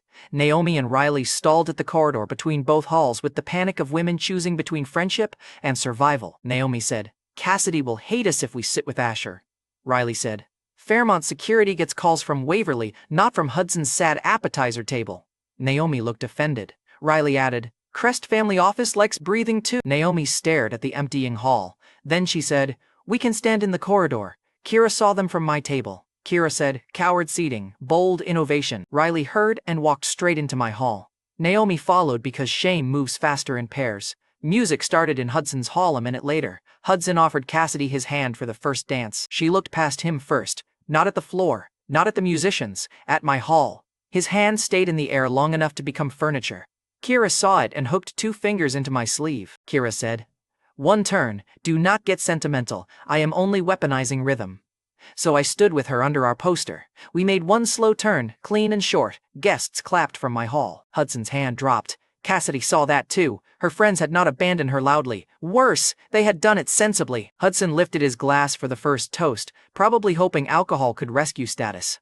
Then Keira's phone rang. The screen showed Langford Capital. She reached to silence it. I caught her wrist. "Answer," I said. "Speakers exist for violence." Keira gave me a look. Keira said, "You are a terrible influence." I said, "Marriage should improve one of us." She put the call on speaker. A calm assistant's voice filled our table. The assistant said, "Congratulations, Mrs. Waverly. Langford Capital confirms the alliance priority is active under your signature." 1 line, no meeting, no mechanics, just a trophy dropped in public. Keira looked across the corridor at Cassidy. Keira said into the phone, "Tell my family the groom is less embarrassing than expected." I said, "High praise." Keira said, "Do not get greedy." My hall laughed. Hudson's hall heard it and died a little more. Mr. Beaumont's phone buzzed, then buzzed again. Then again. Each vibration pulled more blood out of his face. He looked at Cassidy like she had personally set fire to Beaumont Group's oxygen supply. Mr. Beaumont grabbed her wrist and dragged her to her feet. Cassidy hissed, "Dad, what are you doing?" Mr. Beaumont said, "Saving what you have not ruined yet." Hudson rose too. Hudson said, "Mr. Beaumont, Cassidy is upset." Mr. Beaumont turned on him. Mr. Beaumont said, "Then be useful and look married." Hudson froze. That line hit harder than any slap I could have thrown. Hudson had wanted Cassidy as proof of value. Her father had just called him furniture with vows. They crossed into my hall together. The guests parted, not out of respect. Curiosity. Nothing feeds rich people like a public demotion with dessert service. Cassidy stopped in front of my table. Keira lifted her glass before Cassidy spoke. Keira said, "Careful, this hall has witnesses and better lighting." Cassidy's eyes flashed. I stood. I said, Hudson's wife owes the elder Waverly couple a toast. Cassidy stared at me. Cassidy said, "Do not call me that." Hudson's face went gray. I smiled. I said, "What? Wife?" Her fingers dug into the stem of her glass. I said, "That is the word you chose when you protected him, begged for him, and ignored my blood for him. Do not get shy now." Mr. Beaumont squeezed her wrist. Mr. Beaumont said, "Say the toast." Cassidy looked from him to me. Cassidy said, "You cannot make family respect happen with a toast." "No," I said, "but I can make Beaumont access disappear without one." That did it, not the shame, not the guests, not Hudson's wounded stare, the access. Mrs. Beaumont appeared behind Cassidy, pale and sharp. Mrs. Beaumont whispered, "Cassidy, say it." Keira leaned back in her chair. She was enjoying herself too much. I approved. Cassidy lifted her glass. Her hand shook once. Cassidy said, "To Asher, my brother-in-law through Hudson." I tapped the table. I said, again, less legal, more family. Her eyes went wet with fury. "Good. Tears season humiliation. They do not erase it." Cassidy swallowed. Cassidy said, "To brother Asher." The room tightened. Then she looked at Keira. Her voice dropped. Cassidy said, "And to Keira, my sister-in-law." Keira drank first. She did not smile until the glass left her mouth. Then Keira said, "Welcome to the family, Cassidy. Try not to flirt upward." The hall exploded. Not polite laughter, cruel laughter. The kind that teaches a woman her old rank has been repossessed. Hudson's knuckles whitened around his glass. He had gotten the woman he claimed to love, and now she was publicly honoring the couple she could not stop watching. He was cooked again, medium rare, socially. Naomi covered her mouth. Riley whispered, "That line is going on the board." I said, "Burn the board." Riley said, "After I collect." Keira heard that and crooked one finger. Naomi and Riley came over like students called to the principal's office, except the principal had just stolen the groom's seating chart. Keira said, "Board." Riley surrendered the tiny wager board from her clutch. Keira read the old column naming Cassidy as my bride, clicked her tongue, and drew one clean line through it. Under it, she wrote, "Keira wins." Then she held out her hand. Naomi whispered, "You want payment now?" Keira said, "Public wrongness earns public interest." Riley paid first. Naomi paid second and looked like each folded bill had betrayed her personally. Cassidy watched her friends pay my wife for predicting Cassidy's collapse. That was not a side joke anymore. It was an allegiance receipt. Keira handed the board back to Riley. Keira said, "Next column, who apologizes first?" Naomi looked at Cassidy across the hall and did not write her name. That was worse than betrayal. That was market research. Cassidy set her glass down too hard. A drop of wine hit the tablecloth. Keira looked at the stain. Keira said, "Careful, that linen is probably still above Hudson's budget." Hudson stepped forward. Hudson said, "Keira, enough!" Keira turned her head. Keira said, "Do not correct my tone in my husband's hall. My husband." Cassidy flinched. I did not miss it. Neither did Hudson. His face tightened with a new kind of fear. Before today, he had only competed with my old obsession. Now he was looking at a wife who claimed her place out loud and enjoyed the knife going in. Charles finally lifted his glass. Charles said, "To my son and his wife." He looked only at me and Keira. That locked the room harder than any contract line. Cassidy tried to step closer to my chair. Cassidy said, "Asher, can we talk somewhere private?" Keira set her glass down before I moved. Keira said, "No, married women asking my husband for privacy need a better hobby." Cassidy's lips parted. Hudson looked at her so sharply even Naomi noticed. Naomi whispered, "She asked in front of her husband." Riley whispered back, "The board needs a scandal column." I looked at Hudson. "Control your wife," I said. Hudson flinched like the word wife had teeth. Cassidy flinched because I gave her to him out loud. Keira smiled because she was evil in the correct direction. That made the hierarchy audible. Guests raised glasses, some from my hall, some from the corridor, a few from Hudson's nearly empty hall, because people love survival when it comes with champagne. Cassidy did not drink. Mr. Beaumont forced her glass up with his own hand. That was the final public cut. She had come to the hotel expecting to be the woman everyone begged for. She left as Hudson's wife, Beaumont's liability, and Keira's new sister-in-law. A downgrade with flowers. The reception fell apart after that. Hudson tried to pull Cassidy back to their hall. Cassidy let him, but she looked over her shoulder at me twice before they reached the corridor. Keira saw both looks. She slid her hand into the crook of my arm. Keira said, "If you enjoy being stared at by married women, I can arrange a medical evaluation." I said, "Jealous?" Keira said, "Territorial. Jealous sounds like I am competing." There it was again, not soft, better than soft. Cassidy left the hotel before dessert. Mr. Beaumont shoved Hudson into the same car with her like he was loading a bad investment into storage. At the red light outside the hotel, Cassidy looked back through the rear window. She saw my car following. For the first time all day, she smiled. Small, shaky, hungry. She thought the toast had worked. She thought I had followed because humiliation had softened into regret. Keira saw the smile too. Keira said, "Tell me we are not chasing her feelings." I leaned back against the seat. "No," I said. "We are chasing my property." Keira's eyes brightened. "Finally," she said, "a romantic errand." Cassidy kept smiling until we reached the Beaumont home. She did not see the second vehicle turn behind us. That was fair. Moving trucks are quieter when they come for your delusions. Cassidy smiled when my car stopped outside the Beaumont home. Then the moving truck parked behind me. Her smile died so fast I almost tipped the driver. The rule that night was simple. Gifts accepted under false affection returned to the man who paid. Waverly benefits were no longer automatic, just because Cassidy had once enjoyed being worshipped. One truck, one house, dozens of objects, no receipts needed. The furniture knew me. The truck driver lowered the ramp and asked, "Front entrance or side entrance?" I looked at the Beaumont front steps, the open gate, the neighbors pretending not to breathe. "Front," I said. Cassidy's eyes widened.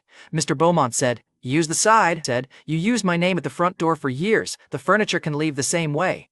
The driver nodded like he had finally found a client with taste. Cassidy stood on the front steps in her wedding dress, Hudson behind her with the expression of a man realizing vows did not come with inventory. Mr. Beaumont opened the door before the bell rang. Mr. Beaumont said, "Asher, this is inappropriate on a wedding night." I looked past him at the living room I had funded piece by piece. "Correct," I said. "I paid extra for inappropriate." Keira stepped out beside me, still wearing the Waverly ribbon over her changed jacket. Cassidy's eyes went straight to it. Keira noticed. Keira said, "Still looking? Careful. Sister-in-law sounds worse when you drool."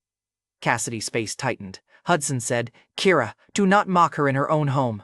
I looked at the movers. I told the movers, "Start with the vase." Hudson blinked. That was the first mistake. Thinking this was conversation. Two movers entered the Beaumont living room and lifted the blue and white gallery vase from the corner pedestal. Mrs. Beaumont gasped like they had grabbed a child. Mrs. Beaumont said, "That was a housewarming gift." "From me," I said. Cassidy stepped forward. Cassidy said, "You gave it to my family." I said, "I gave it to the family I thought I was joining. I joined another one today." Keira looked at the vase. Keira said, "Good. It was wasted beside those curtains." Mrs. Beaumont looked wounded by the curtain slander. "Rich people are fascinating. Remove a $40,000 vase and they mourn upholstery." Hudson tried to laugh. Hudson said, "It is just a vase. I can replace it. What was it, 2,000? Keira turned slowly. Keira said, 40,000 before auction fees. Hudson's laugh died. Mrs. Beaumont turned on him. Mrs. Beaumont said, "You cannot even price the thing you stand beside?" Hudson went pale. Off by a factor of 20 on the first object. Strong opening. Terrible husband. A maid by the hallway froze with a stack of napkins in her arms. Two neighbors appeared beyond the front gate, pretending to admire the hedges. One neighbor walked a dog past twice. The dog looked embarrassed for everyone. Public shame had arrived on 4 legs. Mr. Beaumont stepped in front of the movers. Mr. Beaumont said, "You cannot strip my home because my daughter hurt your pride." "I am not stripping your home," I said. "I am correcting the ownership story." I pointed to the dining room. I said, "The table goes next." Cassidy made a small sound. That table had hosted Waverly dinners, Beaumont fundraisers, birthday toasts where I sat beside Cassidy while she looked at Hudson across candles. 6 men carried it out through the front doors. The neighbors stopped pretending. Mrs. Beaumont whispered, "People are watching," Keira said. "That is usually why people buy windows." Riley would have written that on the board. Shame she was not there. Or maybe mercy existed in one narrow corner of the world. Cassidy followed the table down the steps. Cassidy said, "You kept score of every gift?" I said, "No. I kept giving until the house started looking like my apology." One line, then the table hit the truck ramp. Thunk. Better than therapy. Hudson moved closer to Cassidy. Hudson said, "Let him take things. We do not need his scraps." Mrs. Beaumont spun on him so fast her pearls slapped her collarbone. Mrs. Beaumont said, "Those scraps seated your wedding guests before they left." There it was. The Beaumont family had turned on romance in under 12 hours. Love is patient. Contract panic is faster. The movers took a pair of framed gallery pieces next, then the silver serving cart. Hudson tried to regain dignity by pointing toward the west wall. Hudson said, "Leave anything I gave her. We are not beggars." I raised one hand. I said, "Fine. Do not touch anything Hudson bought." The movers stopped. Nobody moved. 6 full seconds passed. The silence was so brutal, even the dog at the gate stopped panting. Mrs. Beaumont looked around her own living room. Mrs. Beaumont said, "Nothing?" Hudson's throat worked. I said, "Apparently your husband's love travels light, Cassidy." Keira looked at the empty wall. Keira said, "Very efficient, no truck required." Hudson's face went from pale to paper. Then the movers took the custom couch Cassidy had once called "too cold in my suite" and perfect in her mother's living room. Each object left with one sentence from me. No catalog, no debate, just origin, removal, humiliation. Keira leaned close while the couch went out. Keira said, "You had terrible taste when you were in love." I said, "I was poisoned." Keira said, "You bought that couch sober." I said, "Then poisoned and unsupervised." Her mouth twitched. Cassidy heard the exchange and looked between us. The jealousy landed before she could hide it. Good. She had watched me fund her house for years. Now she had to watch my wife roast my taste while movers carried the proof away. A mover brought out 3 polished wellness crates from a side room. Gold labels. Velvet straps. The absurd kind of health gift rich families display until it expires quietly. Behind them came a small locked tea cabinet I had sent after Cassidy once complained the Beaumont staff served cheap blends when Waverly guests visited. Cassidy stepped toward that cabinet too. Cassidy said, "That stays. My mother uses it." Mrs. Beaumont did not deny it. She actually touched the key at her wrist. I said, "Then your mother can use whatever Hudson bought." The room turned toward Hudson again. Nothing happened. The man was becoming a recurring absence. Keira whispered, "At this point I almost respect the consistency." Mrs. Beaumont lunged. Mrs. Beaumont said, "Those are for Cassidy's recovery." Keira looked at the crates. Keira said, "From what? Consequences?" The nearest mover coughed into his shoulder. I said, "Load them." Cassidy's voice sharpened. Cassidy said, "You cannot take medicine." They were not medicine, I said. They were tribute. Bad tribute.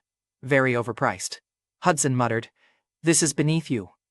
I looked at his suit. I said, "Hilarious sentence from a man wearing my tailor's pity." His jaw locked. Cassidy stepped between us. Cassidy said, "Do not talk to him like that." Keira's eyes flicked to me. She wanted to see if I would still react to Cassidy defending him. I did. I smiled. "Protect him harder," I said. "It makes the next truck cheaper." Cassidy looked confused for half a second. Then she understood.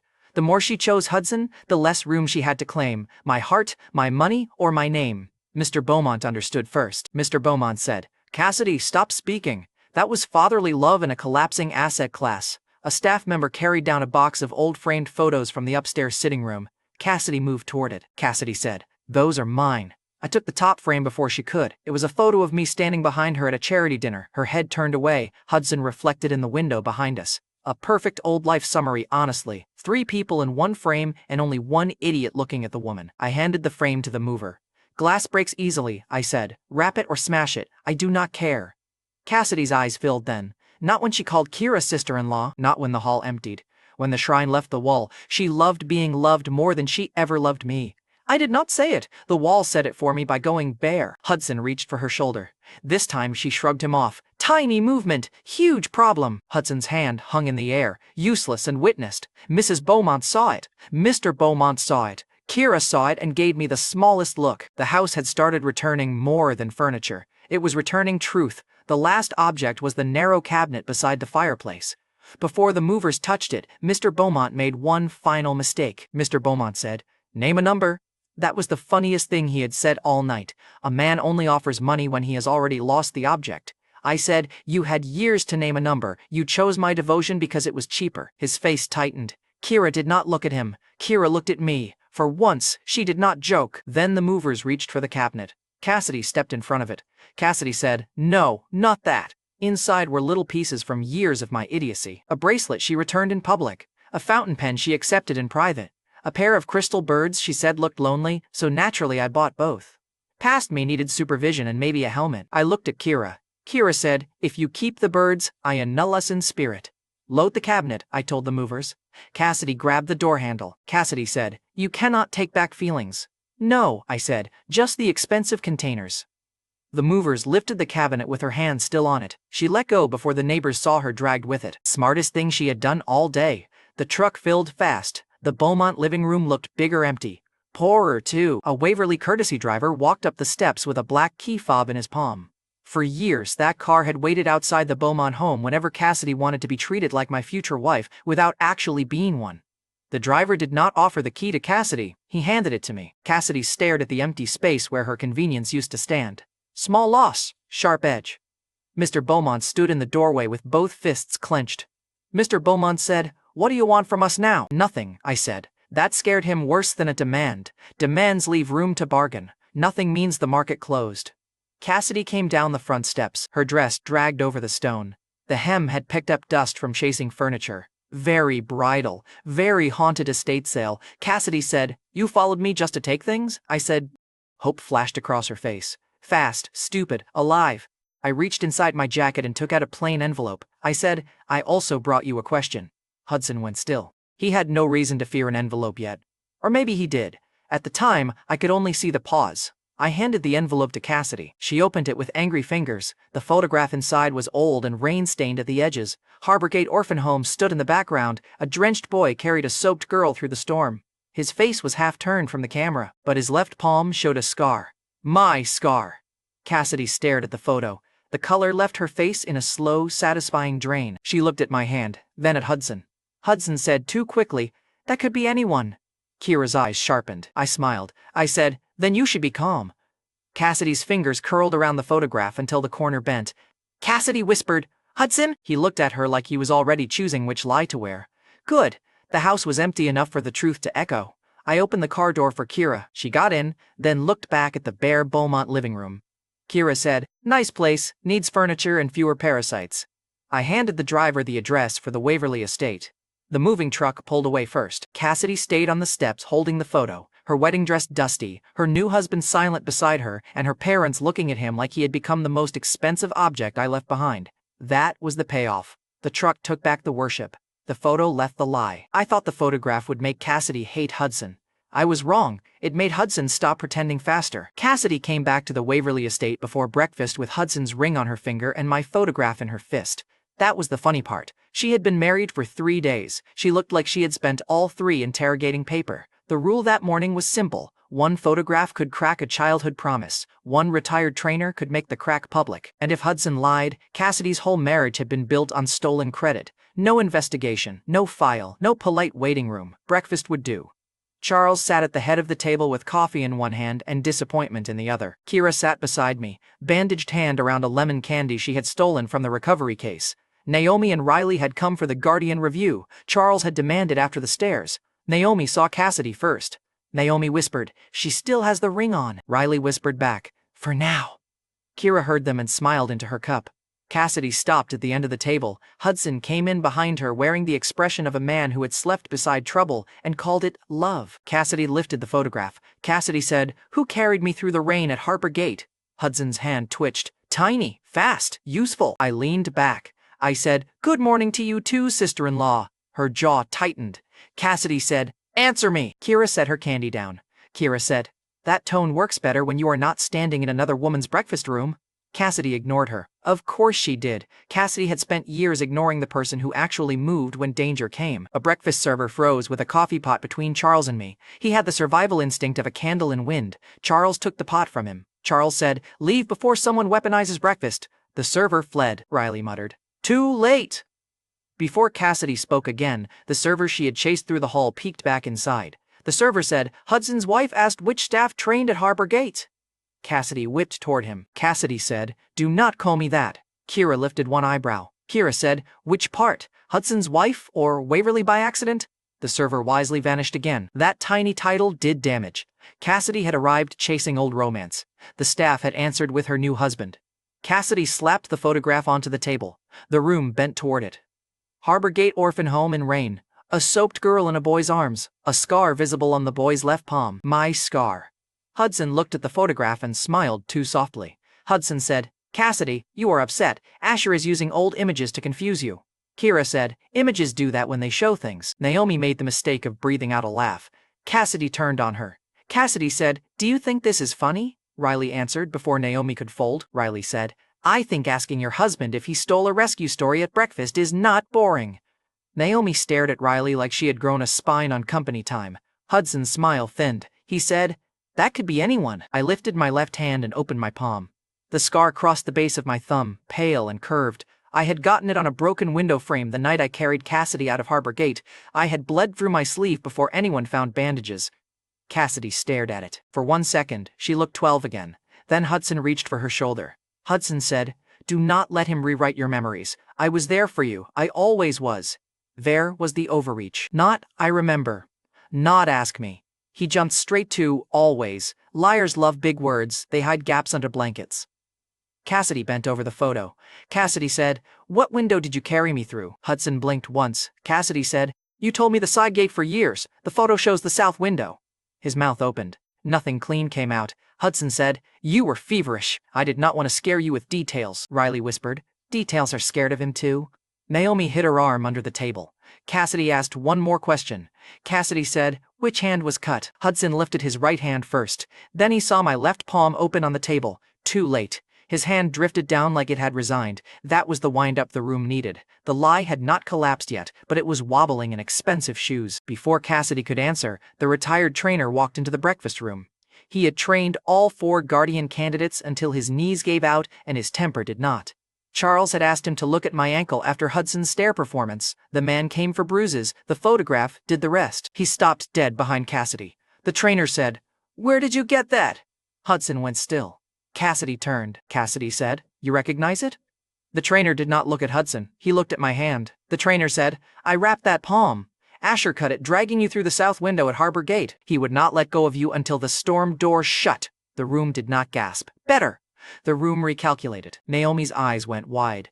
Riley stopped smirking. Charles put his coffee down with the care of a man saving China from violence.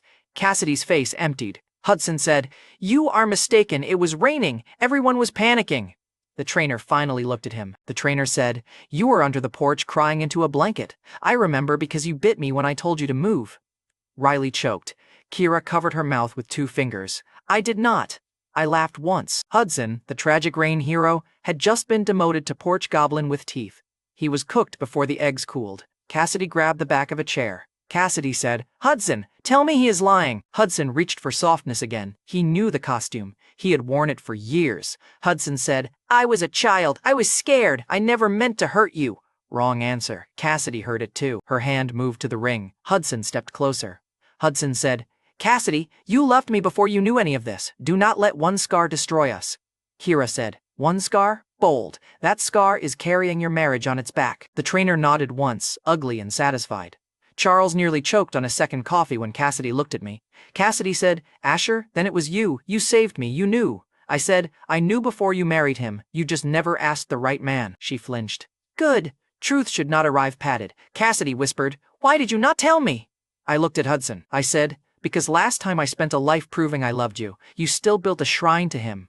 Keira's fingers paused around the candy. That was one wound line. Enough. The room had already seen the knife. Cassidy's eyes filled. Cassidy said, Last time? I let that question die. Rebirth was mine, not a group project. Hudson tried to grab the photograph. Riley moved first and pinned it under her palm. Riley said, Nope, evidence stays where the liar can see it. Naomi stared at Riley again. Naomi said, When did you become brave? Riley said, When the board started paying. Side chaos, but useful. The photo stayed on the table. Cassidy yanked the ring from her finger. Hudson said, Cassidy, wait. She dropped the ring into his coffee. The little gold band hit the cup with a soft clink. Tiny sound. Huge divorce energy. Cassidy said, I want out. Hudson's face broke. Not into grief, into insult. He looked from the ring, to me, to the trainer, and for 1 second the poor brother mask fell off the bone. Hudson said, You said I was your whole world, Cassidy said. I said that to the boy who carried me. Hudson's hand closed around the coffee cup until his knuckles whitened. Charles spoke before the cup broke. Charles said, Cassidy Beaumont, you married Hudson 3 days ago in front of both families. Do not bring marital trash to my breakfast and expect my son to recycle it. Naomi whispered, Charles is awake, awake. Keira whispered back, Finally.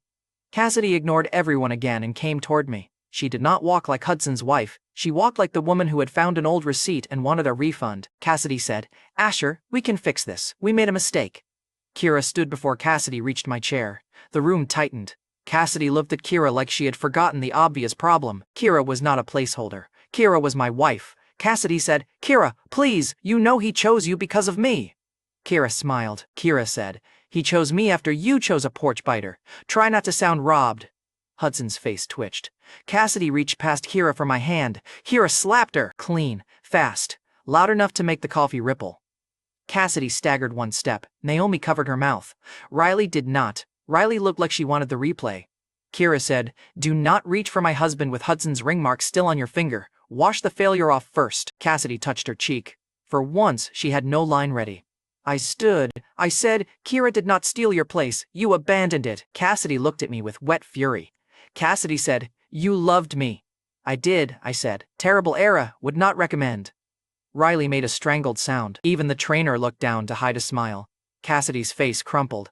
Hudson saw it and panicked harder. Hudson said, Cassidy, he is humiliating you again. Come with me, we can leave. She did not turn toward him. That was the payoff that hurt him most. Not the photo, not the trainer, not the ring and coffee. She simply stopped answering when he called. Hudson stepped forward, and Charles lifted 1 finger. Charles said, Do not stage another fall in my dining room. The floor is expensive. Keira laughed into her cup. Hudson stared at Charles like the world had betrayed its favorite orphan. No, brother, the world just read the poster. Cassidy wiped her cheek. Cassidy said, Asher, look at me. Tell me you do not feel anything. I did look. I saw the woman from my first life, the white funeral flowers, the locked room, the mannequin coats, the transfers, the letters, the years I had spent loving a shadow she had pointed at the wrong man. Then I looked at Keira. Bandaged hand, sharp mouth, lemon candy, the woman who moved before the knife. I said, I feel grateful I married better. Keira's expression changed for half a second. Not soft. Worse. Real. Cassidy saw it and broke another way. She turned back to Hudson then, but only because she needed somewhere to aim pain. Cassidy said, You lied to me for years, Hudson said. I gave you what you needed. There it was. Spoken. Owned. The trainer swore under his breath. Charles pushed the coffee cup away from the soaked ring. Charles said, Hudson, even if I were deaf, that sentence would still smell rotten. Naomi stared at Charles like she had never heard an old money patriarch say smell. Keira said, He is adapting, Riley whispered. That sounded less romantic out loud. Naomi said, Riley. Riley said, Am I wrong? No one answered because she was not. Hudson realized his mistake and tried to retreat into tears. Too late. Cassidy picked up the soaked ring from his coffee and threw it at his chest. It bounced off his shirt and hit the floor near his shoe. No one bent to pick it up. Beautiful. A marriage can survive many things. Public floor jewelry is rarely one of them. Charles stood. Charles said, Breakfast is over.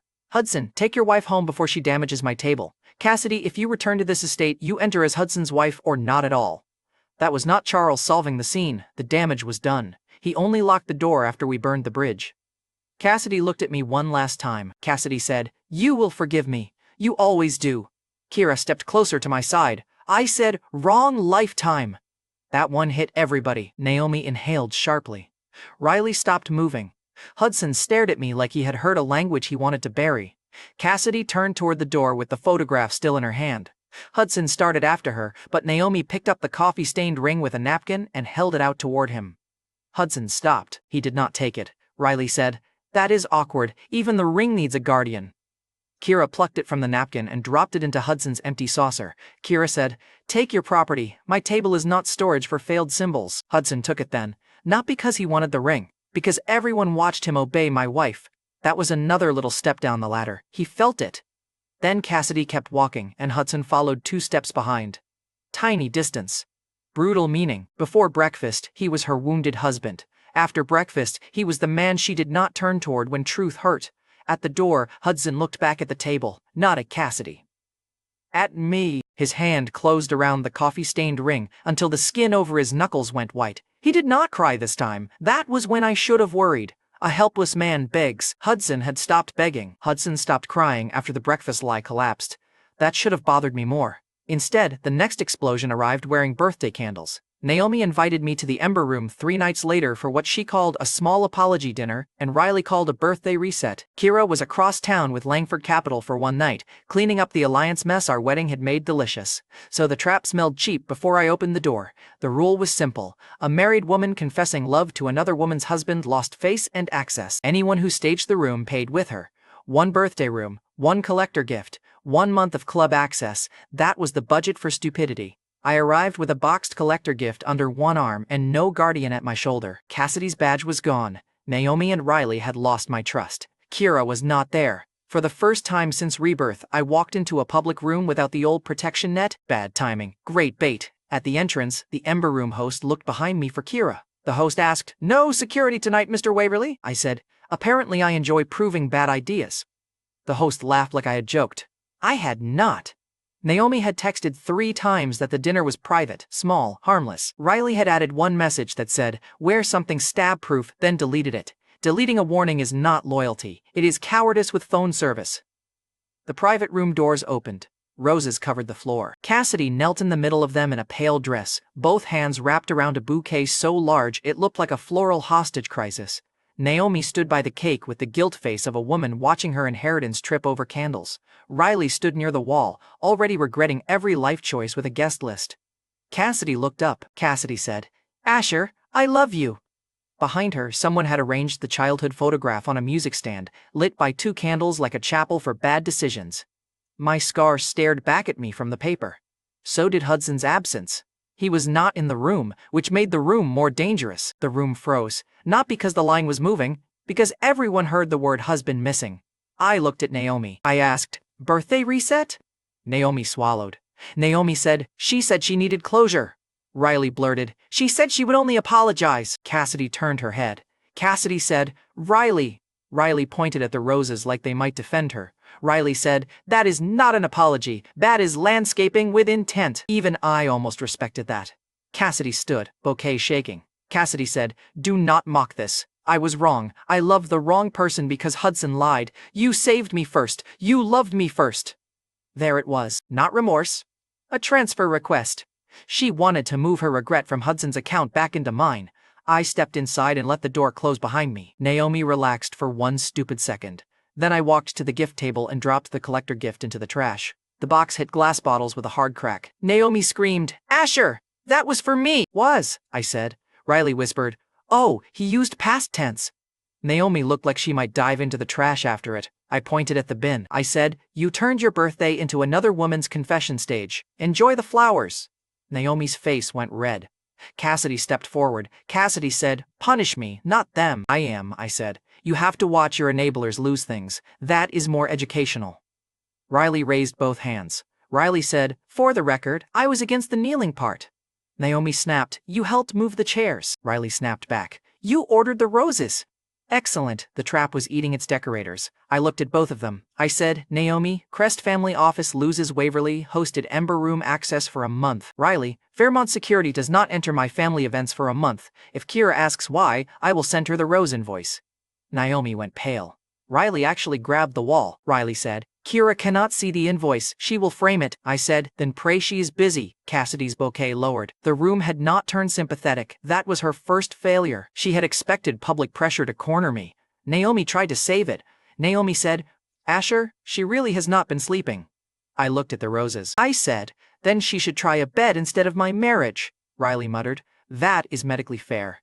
Naomi glared at her. Riley lifted both hands again. Riley said, what? I am no longer standing in front of consequences. They have shoes. Cassidy swallowed hard. The enablers were wobbling, and she could feel the floor moving under her. She needed a stronger scene, so she went for my scar. Cassidy lifted the photograph from the music stand. Cassidy said, you saved me before anyone loved me. That means something. I took the photograph from her hand, folded it once, and slid it into my jacket. I said, correct. It means Hudson is a liar. It does not mean you get promoted. Instead, public pressure started asking who paid for the pedals. A man near the bar whispered, is that Hudson's wife? A woman beside him whispered, the one from the poster? Cassidy heard both, her eyes wet instantly. Cassidy said, I made a mistake marrying Hudson. You know that now. Everyone knows that now. I said, no. Everyone knows you married the lie you preferred. She flinched. Then she walked closer, bouquet crushed between her hands. Cassidy said, you cannot tell me you feel nothing. You kept my gifts. You followed me home. You sent the photo. I laughed once. I said, I followed you home with movers. Even the truck understood the relationship better than you. A few people at the bar coughed into their drinks. Cassidy's face burned. She tried a different weapon. Cassidy said, Keira is not here. Talk to me honestly. I stepped closer. I said, Keira does not need to be in the room for me to remember I am married. Try it sometime. The bar went quiet. A bartender pretended to polish one glass for so long the glass probably learned shame. Cassidy looked around and realized the room was no longer a confession stage. It had become a witness box, and every witness was checking who still had Waverly access. Riley closed her eyes. Riley said, that one hurt me, and I am innocent adjacent. Naomi hissed, stop talking. Cassidy reached for my sleeve. I caught her wrist before she touched me. She whispered, Asher, please, I want a divorce. I want us to start over. That line deserved a pause, not for emotion, for witnesses. I lifted her wrist so everyone saw the faint ring mark Hudson had left on her finger. I said, you are asking another woman's husband to rescue you from the husband you chose, in public, with roses. Her lips trembled. Yes, Cassidy said, because I love you. I slapped her. The sound cut through the music and killed the last fake candlelit romance in the room. The rose stand tipped, petals spilled across the floor. One candle went out, very symbolic, very cheap. Cassidy staggered against the rose stand. Naomi gasped. Riley did not. The woman had learned restraint in very specific places. I said, that was for calling lust for status love. Cassidy touched her cheek. Her eyes sparked through the tears. Cassidy said, you would not be this angry if you felt nothing. There it was, the classic loser math. If I shouted, I loved her. If I left, I was hiding it. If I married someone else, apparently I was doing advanced romance. I said, I get angry at fires too. I do not marry them. A man at the bar made a sound into his glass. Riley whispered, that should be on a napkin. Naomi whispered, Riley, I am begging you. Cassidy lifted the bouquet again like a shield. Cassidy said, you said wrong leg time this morning. I know you remember something. I can feel it. The room shifted. Too close, so I cut the line before curiosity became power. You can feel a divorce coming, I said. Do not confuse that with destiny, I continued. And this is for my wife. Stay away from my marriage. The woman at the bar whispered, he really married the other one. The man beside her said, looks like he survived the upgrade. Cassidy heard it and folded around the bouquet. Not to the floor. Not yet. She was too proud to collapse before the room had finished judging her. Naomi rushed toward her. I said, do not. Naomi stopped mid-step. A waiter came in carrying the birthday cake. He saw Cassidy holding roses, saw the trash bin, saw Naomi almost crying, and froze with 30 candles burning. The wax started dripping onto the frosting. I pointed at the cake. Put it beside the roses, I said. The theme is bad decisions. The waiter obeyed me. Naomi looked at her melting cake and finally understood that I was not only rejecting Cassidy, I was making the party itself testify. Cassidy's face twisted. Her grand confession now had a dying cake for background. Very romantic, very bankrupt. That was power moving without shouting. Riley looked at Naomi and quietly stepped away from Cassidy's side. 1 foot, then another. The enablers were recalculating in real time. Cassidy saw that too. Cassidy said, "Naomi." Naomi's mouth opened. No answer came. Riley answered instead. Riley said, "You said he would listen. You did not say he would slap the party budget into another tax year." Naomi looked betrayed. Riley looked alive. I pointed to the trash. I said, "Gift stays there. Cake stays unpaid by me. Access stays cut." Naomi whispered, "It is my birthday." I said, "Then make better wishes." I turned toward the door. The collector gift box shifted in the trash as broken glass settled around it. Naomi flinched like the gift had called her name from the underworld. I looked at her once more. "Dig it out if you want," I said, "but if you touch it, Keira gets the story from me with photos." Naomi pulled her hand back from the trash rim. Riley stared at the bin and whispered, "The gift is dead. Let it go." Naomi whispered, "I hate all of you." "Good," I said. "Hate is cheaper than access." I turned toward the door. Cassidy followed 2 steps. Cassidy said, "Asher, do not leave like this." I stopped. I asked, "Like what?" Her voice broke. Cassidy said, "Like I mean nothing." That was the line she had earned. I looked back at her. I said, "You mean trouble? That is not nothing." Then I left. No hug, no private talk, no soft corner where she could pretend public shame was intimacy. The hallway outside the Ember Room smelled like expensive smoke and spilled champagne. Behind me, Naomi started crying about the gift. Riley started explaining why this was technically Cassidy's fault. Cassidy said my name once, then stopped when the room did not turn with her. The Ember Room host stepped into the hall with a pale face. The host said, "Should I call your driver, Mr. Waverly?" I said, "Call Naomi a trash bag for the gift and put it on my tab." From inside, Naomi shouted, "I heard that." "Good," I said. "First honest sound all night." "Good. A confession without an audience is just noise." At the elevator, my phone buzzed. Keira. Her message was 1 line. "Still alive?" I typed back. "Define alive," she answered fast. "That means no." A second message followed. "I am leaving Langford Capital now." I smiled despite myself. Then the elevator doors opened. 2 club guests stepped out laughing too loudly. One leaned against the panel and looked at my Waverly ring before looking at my face. The other blocked the hallway with a glass in her hand. She said, "Private party upstairs?" I said, "Not anymore."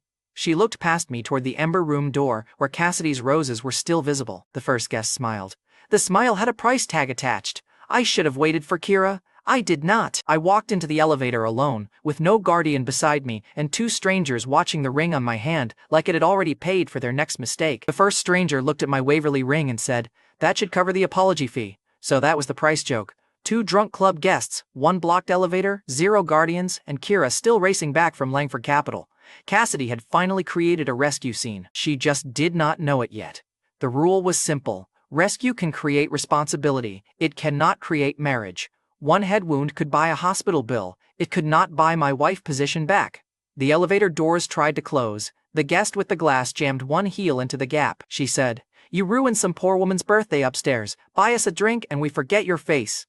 I looked at the glass. I said, "You already forgot your dignity. Start there." Her friend laughed until she realized I was not afraid. Then the laugh sharpened. The first guest grabbed my sleeve. I caught her wrist and twisted just enough to make the bracelet bite skin. She yelped. Her friend threw the drink. I turned my shoulder. Liquor hit my jacket, not my face. Small win. Then the elevator opened on the parking level, and a third problem stepped from the service alcove. A man in a club vest, not security, too big for the hallway and too interested in my watch. I knew the type. Not brave enough to rob a Waverly in daylight. Drunk enough to try in a parking garage with 2 witnesses who thought blackmail was a business model.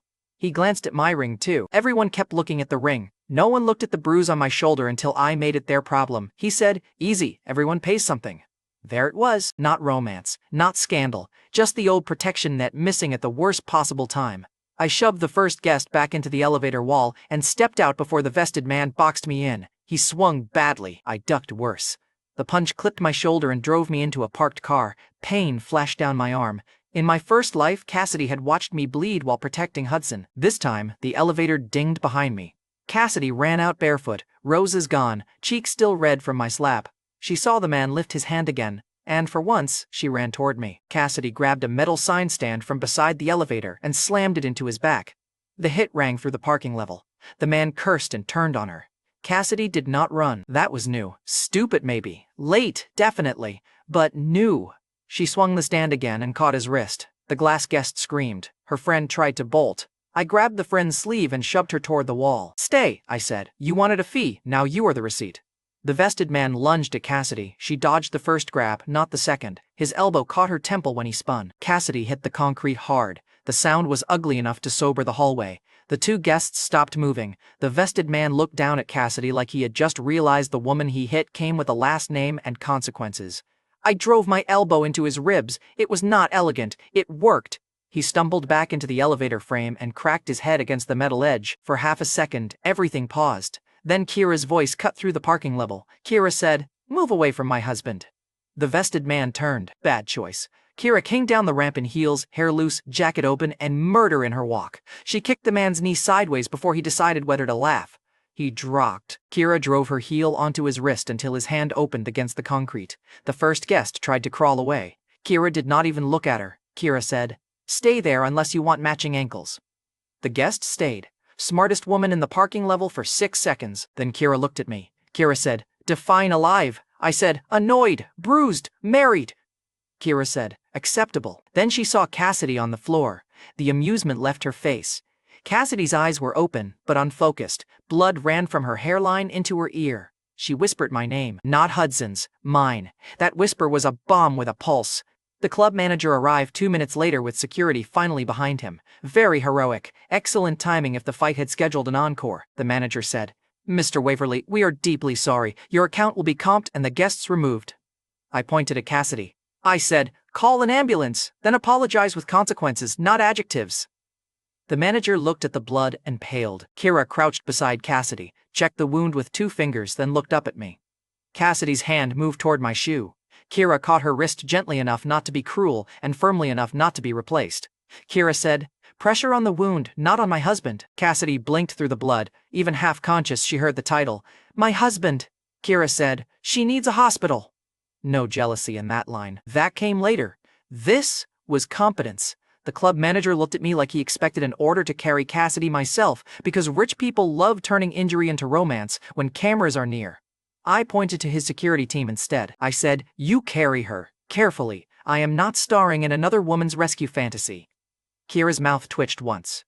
The manager nodded so hard his apology almost fell out again. I said, "Take her. I will pay." Cassidy's fingers moved against the concrete. Cassidy whispered, "Asher!" Keira heard it. So did the manager. So did Naomi, because my phone started ringing at the exact worst second. Riley's name flashed first, then Naomi's. I answered on speaker because apparently pain needed an audience. Naomi said, "Asher, Riley told me what happened downstairs. Is Cassidy with you?" Riley said in the background. "I did not say with him. I said near him. Those are different lawsuits." Keira looked at the phone. Keira said, "Hang up." I did. Best marital obedience of the night. At the hospital, the medical part took 1 line. The doctor came out with blood on 1 glove and no interest in our family circus. The doctor said, "Head wound, mild concussion," and she woke up calling your name. That was enough. No charts, no lecture, no hallway of medical poetry. Cassidy lay behind a curtain with a bandage around her head and my name still stuck in her mouth. Hudson arrived before the nurse finished the sentence. His shirt was buttoned wrong. His hair was too perfect for panic. His eyes found me first, then Keira, then the curtain. Hudson said, "So this is what you wanted? My wife bleeding for you?" He said it loud enough for the nurse, the desk clerk, and 2 exhausted strangers by the vending machine. A cheating scandal, wrapped around a concussion. Desperate men recycle fast. Keira stepped in front of me before I answered. Keira said, "Say that again." Hudson blinked. Keira said, "Whose wife?" His jaw worked. Nice. The trap had manners. Hudson said, "Mine." Keira smiled. Keira said, "Good. Then thank my husband for paying your wife's hospital bill and stop trying to turn your marriage into his scandal." A nurse at the desk looked down so fast I heard the paperwork flutter. Hudson's face went gray. He had tried to make Cassidy's injury a cheating scandal. Keira forced him to name the leash. That was the fresh cut. He looked toward the curtain. Cassidy's voice came from inside, weak and raw. Cassidy said, "Asher?" Hudson flinched. Not because she was hurt, because even hurt, she called the wrong man. Keira looked at me then. Not angry, not soft, waiting. That was harder. I could have stepped through the curtain.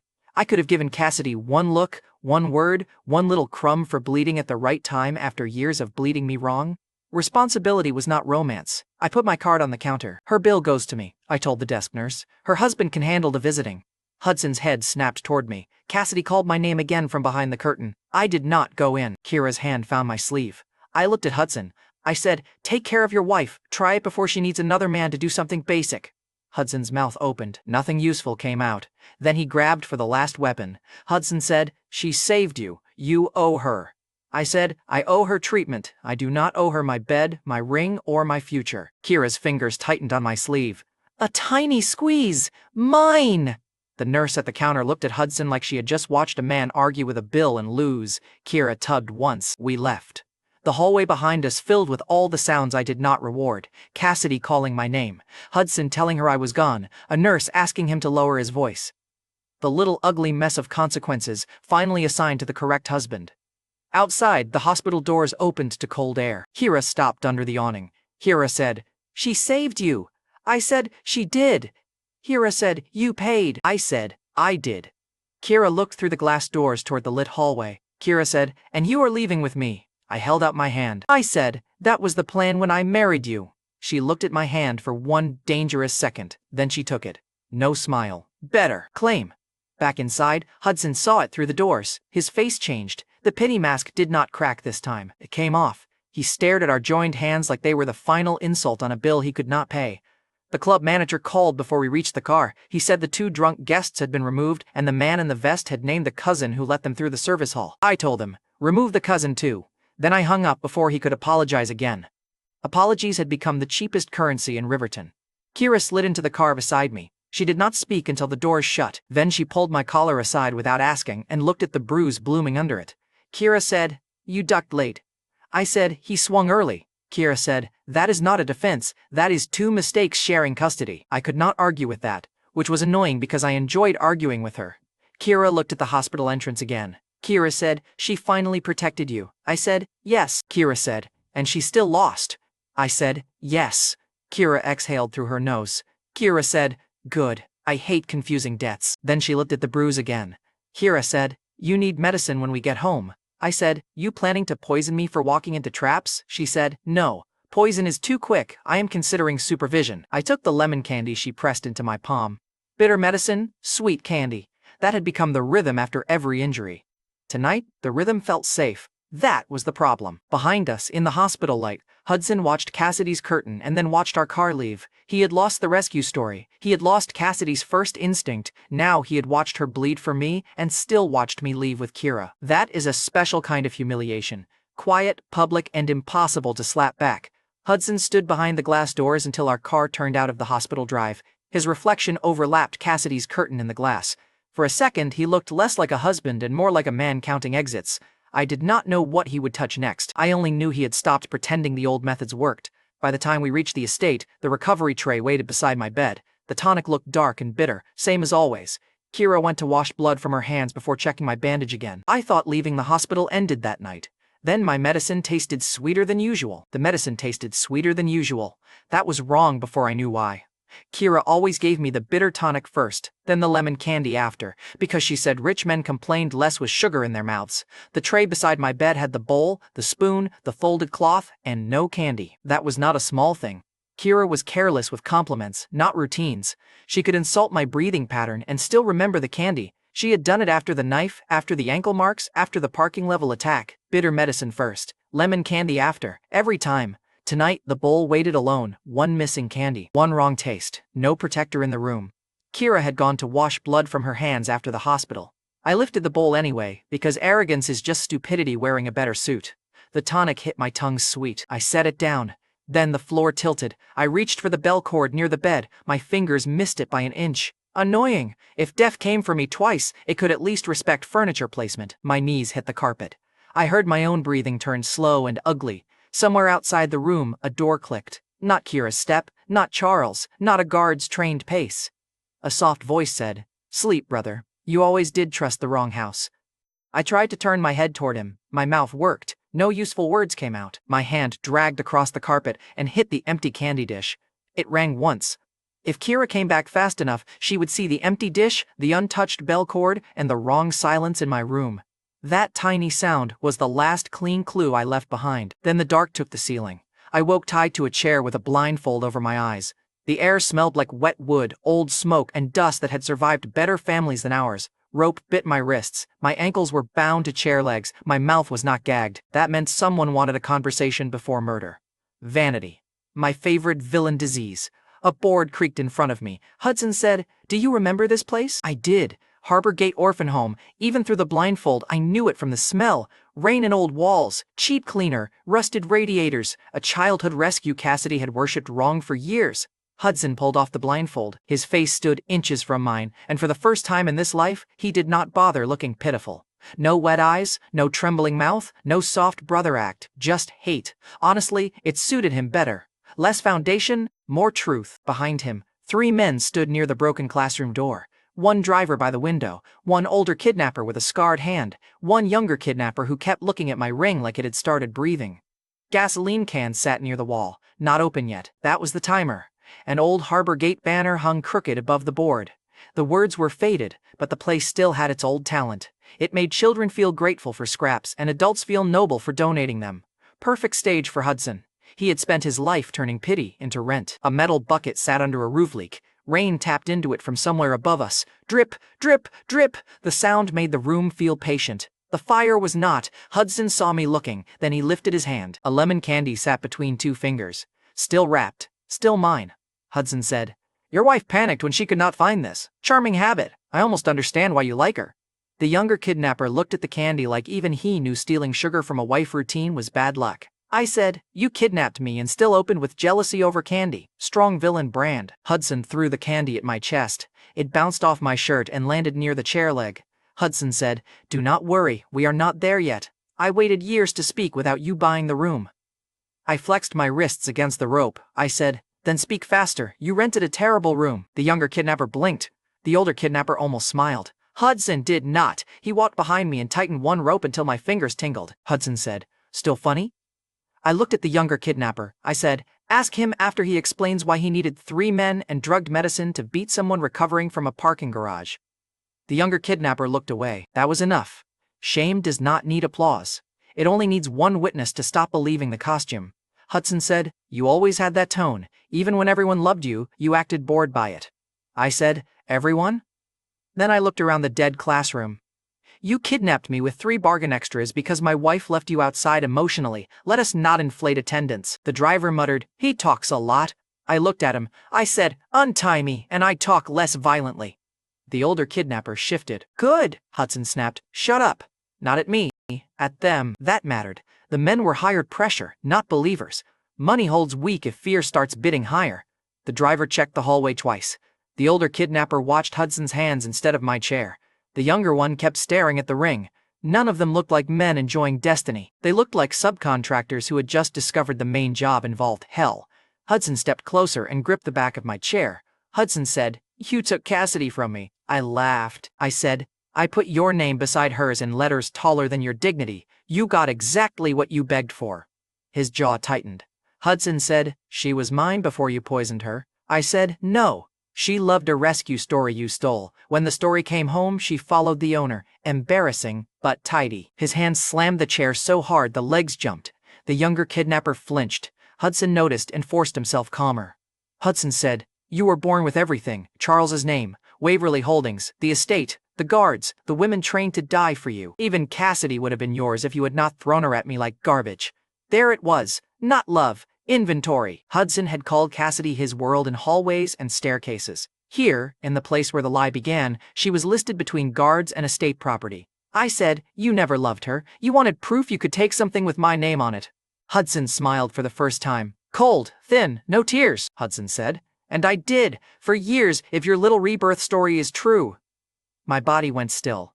He had heard enough in the breakfast room and the Ember room to know there was a crack in the timeline. Not the shape, not the rules, enough to hate it. I said, "Careful, thinking makes you sweat." He hit me. The punch snapped my head sideways. Pain flashed through my jaw. The chair rocked but held. The older kidnapper glanced at the window. The younger kidnapper stared at my Waverly ring again. I tasted blood and smiled. I said, "That all? Keira hits harder with bandages." Hudson's eyes darkened. "Good. Angry villains simplify themselves." He grabbed my hand and twisted the ring toward the men. Hudson said, "Look at it. That is why he thinks he can laugh. That ring made servants bow to him." It made Cassidy's parents crawl. It made my whole life a guest room in someone else's house. The younger kidnapper swallowed. The younger kidnapper said, "That is the Waverly ring." I looked at him. I said, "Yes, and Charles Waverly pays living witnesses better than dead accessories." The driver's head turned. Hudson saw the hesitation spread and panicked. There, side chaos with a price tag. He had hired criminals, but he had forgotten. Criminals enjoyed surviving. Hudson barked. "You were paid already," the older kidnapper said. "Paid for grabbing him, not for burning a Waverly heir." The room changed. Not saved. Better. Unstable. I pulled once against the ropes. The right knot scraped against the chair's cracked arm. Old wood splintered under my wrist. Small looseness. Useful. Hudson stepped between me and the men. Hudson said, "You think Charles will save you? You think Keira will follow you here? She is smart, Asher. She will know you were taken. But this place is where all my stories started. It is where yours ends." He was talking too much. That meant the clock had not reached 0. He kept glancing at the hallway too, not like a man afraid of rescue, like a man waiting for witnesses. I kept my wrist grinding into the splinter. I said, "You brought me to Harbor Gate because you still need Cassidy's story to look at you. Even now, you are decorating murder with childhood romance. That is pathetic craftsmanship." Hudson leaned close. Hudson said, "Cassidy will mourn me when you are gone." I said, "She called my name while concussed and married to you." "Aim lower." The younger kidnapper coughed. "Bad place to laugh. Excellent choice." Hudson grabbed the first gasoline can. Now the timer opened. The older kidnapper stepped back. The older kidnapper said, "No, we leave before that." Hudson pointed at him. Hudson said, "Leave, and Waverly finds you with me naming you first. Stay, and I pay double." I said, "He cannot pay double. He guessed a $40,000 vase at $2,000. The younger kidnapper looked at Hudson. The younger kidnapper asked, "That true?" Hudson shouted, "Shut up." Very convincing financial statement. The room had started eating his authority. Beautiful. Still flammable, but beautiful. The older kidnapper pointed at the door. The older kidnapper said, "We dump him somewhere and leave. That is still a job. Fire is a funeral." I said, "Listen to the professional criminal. He has range." Hudson's face twitched. The hired help had just sounded more reasonable than the adopted son. Brutal room for him. Hudson yanked the cap off the can and splashed gasoline across the floorboards between us. The smell punched through the dust. My stomach tightened. This was not a staged fall, not a wedding blade, not a breakfast lie. This was murder with fuel. Hudson said, "When you are gone, Charles will have one son left. Keira will be a widow. Cassidy will finally understand what choosing you cost her, and I will be the only Waverly standing." There it was, murder intent. In his own mouth. No evidence file needed, no investigator, no hidden villain monologue from another room. The older kidnapper heard it. The driver heard it. The younger kidnapper heard it and took one full step away from the gasoline. Hudson had finally become honest in a room full of witnesses he could not fully control. That was his problem. He had hired fear, not loyalty. He said it to my face with gasoline on the floor. The older kidnapper backed toward the door. I raised my voice. I said, "You heard that. Remember it when Charles asks which idiot thought fire erased confession?" The older kidnapper cursed and ran. The driver followed half a second later, knocking over a chair as he fled through the back hall. Hudson spun toward them. That gave me 1 second. I wrenched my right wrist hard against the splintered chair arm. Skin tore. Rope shifted, not free, but loose enough for blood to slick the knot. The younger kidnapper saw. He did not warn Hudson. Instead, he kicked the lemon candy closer to my foot, like that tiny useless favor might save him later. Fear had changed sides. Then tires screamed outside. Hudson froze. A woman's voice shouted my name through the broken front hall. "Keira!" A second voice followed, raw and breathless. "Cassidy!" Hudson's face changed so fast it almost looked like grief. Then he smiled. "Perfect," he whispered. "Let them watch." The younger kidnapper bolted through the side door. Hudson struck a lighter. I looked at the gasoline line crawling toward my chair, then at the hallway where Keira's footsteps hit the old floorboards. I shouted, "Keira, stay out!" She did not. Of course she did not. Keira appeared in the doorway first, eyes on the gasoline, then on me, then on Hudson. Her hair was still damp from washing blood out of it. Her bandaged hands were empty, which somehow made her look more dangerous. Cassidy arrived behind her, face white, still bandaged from the hospital, one hand braced against the doorframe. Hudson threw the lighter. The first line of fire caught between us, and suddenly the childhood home of his fake hero story became the stage for the only question left. Who would run into the fire for me? Cassidy had spent years saying she would die for love. Keira ran first. That was the answer before the smoke even thickened. The fire climbed the gasoline line between my chair and the door. One tied air, 2 women outside, 1 liar with a lighter, 1 old orphanage ready to fold around us. Seconds mattered. Hudson backed toward the side hall, laughing like a man who had mistaken panic for victory. The younger kidnapper tried to crawl through the side door, saw fire licking up the frame, and changed his mind so fast he slammed into the wall. The older kidnapper outside kept shouting that Hudson lit it over and over, like repetition could bleach his own involvement. The driver had already vanished. Cowardice, finally useful, had opened the gate behind him. Hudson shouted, "Come on, Asher, let us see which wife saves you." Cassidy grabbed Hudson's sleeve from behind. Cassidy said, "Stop it, put it out." Hudson shook her off hard enough to make her hit the doorframe. Hudson said, "You wanted him so badly, watch him need you." Keira did not answer. She ripped her jacket off, wrapped it around her forearm, and stepped over the first strip of flame. Cassidy screamed, "Keira, wait!" Keira said, "Learn from me." Then she came in, no speech, no bargain, no pretty hesitation. My wife crossed fire like it had offended her personally. The heat slammed into my face, smoke dragged claws down my throat. I twisted my wrist again, slicking the rope with blood, but the knot held. Keira reached me and grabbed the chair back. I said, "Knife, left table." She followed my eyes. The younger kidnapper had dropped the utility blade near the old teacher's desk before he ran. It lay half under a cracked workbook, bright as a second chance. Keira lunged for it. A burning shelf popped above her. I kicked my bound legs against the floor and dragged the chair 2 inches sideways. The chair leg scraped into the gasoline trail and knocked a burning rag away from her ankle. Tiny movement. Worth it. Keira snatched the blade. A flame crawled under the chair leg. I shoved my heel down and dragged the chair just enough to smear it out. The rope around my ankle burned hot, but it bought her 1 clear second. Keira saw it.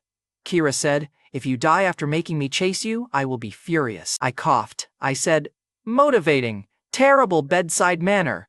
She cut the wrist rope first. The blade slipped once because her hand was still bandaged from the glass case. Blood opened through the bandage. Again. Keira bled for me again, and this time nobody in the room could call it duty. Hudson saw it from the hallway. His face twisted. Keira's bleeding hand offended him more than the fire because it proved the thing he had never understood. Loyalty without applause still moved. Cassidy saw it too. Her hand went to her own bandage, then dropped.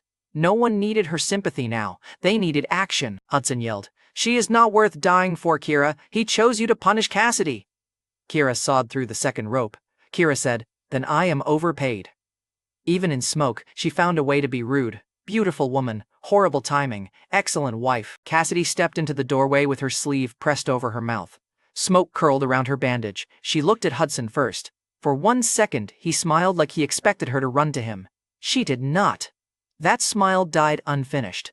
Cassidy grabbed a fallen curtain rod from the floor and slammed it across a burning chair between us and the door. Sparks jumped. She coughed hard enough to bend. Then she saw the old fire extinguisher bolted to the wall. She yanked it free so hard the rusted bracket tore out with it. For 1 second, hope looked practical. She pulled the pin. Nothing happened. Cassidy slammed the handle again. A sad cough of white powder spat out and died before reaching the flames. Keira shouted, "Window! Stop negotiating with antiques!" Cassidy threw the dead extinguisher at a burning chair instead. It knocked the chair sideways and bought us a gap. The chair skidded into a shelf and knocked down a stack of old donation boxes. One box burst open and spilled tiny winter coats across the floor. Fire caught the sleeve of the first coat instantly. Cassidy stomped it out with her bare foot. She screamed once, then kept moving. Late courage still burns. It just smells worse. Hudson shouted, "Cassidy, get out!" Cassidy shouted back, "You set the fire!" There. Not a whisper, not a suspicion, a public accusation through smoke. The older kidnapper reappeared outside the broken window, saw the flames, and pointed toward Hudson with both hands. The older kidnapper yelled, "He did it! He lit it! I told him no!" Side chaos finally found a conscience. Convenient? Maybe. Useful? Absolutely. Hudson turned on him. Hudson screamed, "You coward!" I tore my right hand free as Keira cut the last fibers. Skin came with it. The pain cleared my head for half a second. My free hand caught the metal bucket under the roof leak. I kicked it over. Rainwater slapped across the floorboards, weak and dirty, but enough to slow the flame crawling under Keira's knee. Keira saw the splash and said, "Useful, do it again with a river." I said, "Working on it." Keira cut my left wrist next. Cassidy crossed the room another step, using the curtain rod to shove burning debris aside. She was shaking, not from fear alone, from choice. In the old life, she had always moved toward Hudson first. At the parking level, she had finally moved toward me. Here, with the whole lie burning around us, she moved toward both of us. No joke belonged there. Some moments are ugly enough without seasoning. Keira dropped to cut the ankle ropes. The room groaned overhead. Old beams do not care about family drama. Fire eats everyone equal if you give it time. A strip of ceiling cracked near the doorway. I shouted, "Keira, beam!" She looked up too late. Cassidy moved. She shoved Keira hard with both hands. Keira fell into me as the beam dropped where her shoulder had been. The beam smashed the floor, sprayed sparks, and trapped the chair leg against the boards. Cassidy staggered back from the impact, coughing into her sleeve. Keira swore, grabbed my collar, and hauled me half out of the chair. I kicked loose from the last ankle rope. Hudson stood beyond the doorway, watching Cassidy instead of the fire. Hudson said, "Cassidy, come out now, leave them." She looked at him through the smoke. Cassidy said, "I left him once. Look what you became." Hudson flinched like she had hit him with the beam. Keira dragged my arm over her shoulders. Her burned jacket smoked. Her bandaged hand shook. She still carried most of my weight because she was impossible and unreasonable and mine. We moved toward the window because the doorway had become a wall of flame. Cassidy grabbed the curtain rod again and smashed the bottom pane. Glass burst outward. Hudson lunged from the doorway and caught the back of her dress. Hudson said, "Do not leave me for him again." Cassidy twisted and slammed the rod across his wrist. Cassidy said, "I am not your shield anymore." His hand opened. That was the first divorce in the fire. The paperwork could die jealous. Cassidy grabbed the curtain rod again and hit the glass until the frame gave. The old room filled with night air for one hungry second. Hudson saw the opening and moved toward Cassidy. Hudson said, "Come with me now, leave them." Cassidy did not turn. Keira shoved me toward the opening. I said, "You first," Keira said. "Argue later, survive now." Cassidy came behind us, one arm over her mouth, the other pushing smoke away like she could bully air. Keira snapped, "If you want redemption, clear the glass." Cassidy did not argue. She used the curtain rod to knock jagged pieces from the frame until her hands shook. No apology speech, no begging, just work. She finally understood the assignment. Shame it took arson. Keira pushed me. I caught the window frame with both hands and felt the old scar in my palm tear open against broken glass. Full circle. Very dramatic. I hated it. Cassidy grabbed Keira's other arm and shoved from behind. Together, they forced me through the window. I hit the dirt outside on my shoulder. The older kidnapper was 20 feet away, hands up, shouting Hudson's name at someone beyond the gate. Sirens wailed in the distance, but they were not here yet. The payoff still belonged to the people in the fire. I rolled and reached back through the window. Keira came next, coughing, hair singed, one sleeve burned through. I grabbed her wrist and pulled. She was halfway out when a second crack split the ceiling. A thicker beam dropped toward the window from inside. I saw it. Keira saw my face. Cassidy saw both of us. She did not look at Hudson. She threw herself forward and shoved Keira through the frame with her shoulder. The beam came down across Cassidy's back and side. The sound was not loud. That made it worse. Keira fell into me outside. We hit the dirt together. My arms closed around her before I understood that Cassidy had not followed. For 1 second, Keira tried to crawl over my body back to the window. Her nails dug into the dirt. Her burned hand left red marks in the mud. I locked both arms around her waist. She fought me like an enemy. Smoke burst through the window. Cassidy was still inside, pinned beneath the beam, one arm stretched toward the broken frame. Keira tried to crawl back. I caught her waist. Keira screamed, "Let me go!" I did not. The beam shifted inside with a slow grinding sound. Fire climbed across the top of it and rained sparks through the broken window. If Keira made it halfway in, she would not get back out. She clawed at my wrist anyway. Keira said, "She pushed me out. I can reach her." I held tighter. I said, "You cannot save someone by dying beside her." She hated that answer. I hated it too. That did not make it wrong. Her shoulders shook once, hard, then she turned back toward the smoke and shouted, "Cassidy's name." The window frame caught fire above Cassidy. Cassidy's eyes found mine through the smoke. She was crying, but not begging. Cassidy said, "Take her." 2 words. Keira went still against me. Cassidy had not said, "Take him." She had said, "Take her." Even at the end, she understood the line she had crossed too late. Keira was the wife. Keira was the one who had run first. Keira was the person Cassidy chose to protect when the beam fell. No bargain, no wife claim, no stolen memory, just the first clean thing she had given me in 2 lifetimes. Then the smoke swallowed her face. Hudson screamed from the side path. Not grief first, rage. Hudson screamed, "No, not her. It was supposed to be him." Every head outside turned.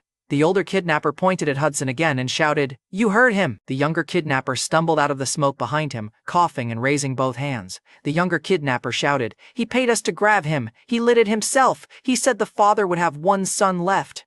Hudson looked around, and for the first time that night nobody was performing for him. Responders reached the gate seconds later.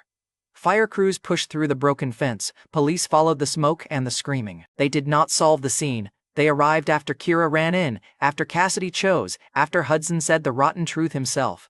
All they did was lock the door behind his collapse. Hudson fought the first officer who grabbed him. Hudson yelled, "She came back for me! She was supposed to come back for me!" Keira coughed against my chest, then tried again to stand. Her hand dug into my shirt. Keira said, "Cassidy is inside. Move!" A firefighter held her back with one arm and rushed past us with two others. Keira nearly bit him. I would have helped, but my legs folded. The ground tilted under me. Smoke had filled my lungs and pain had made a second home in my ribs.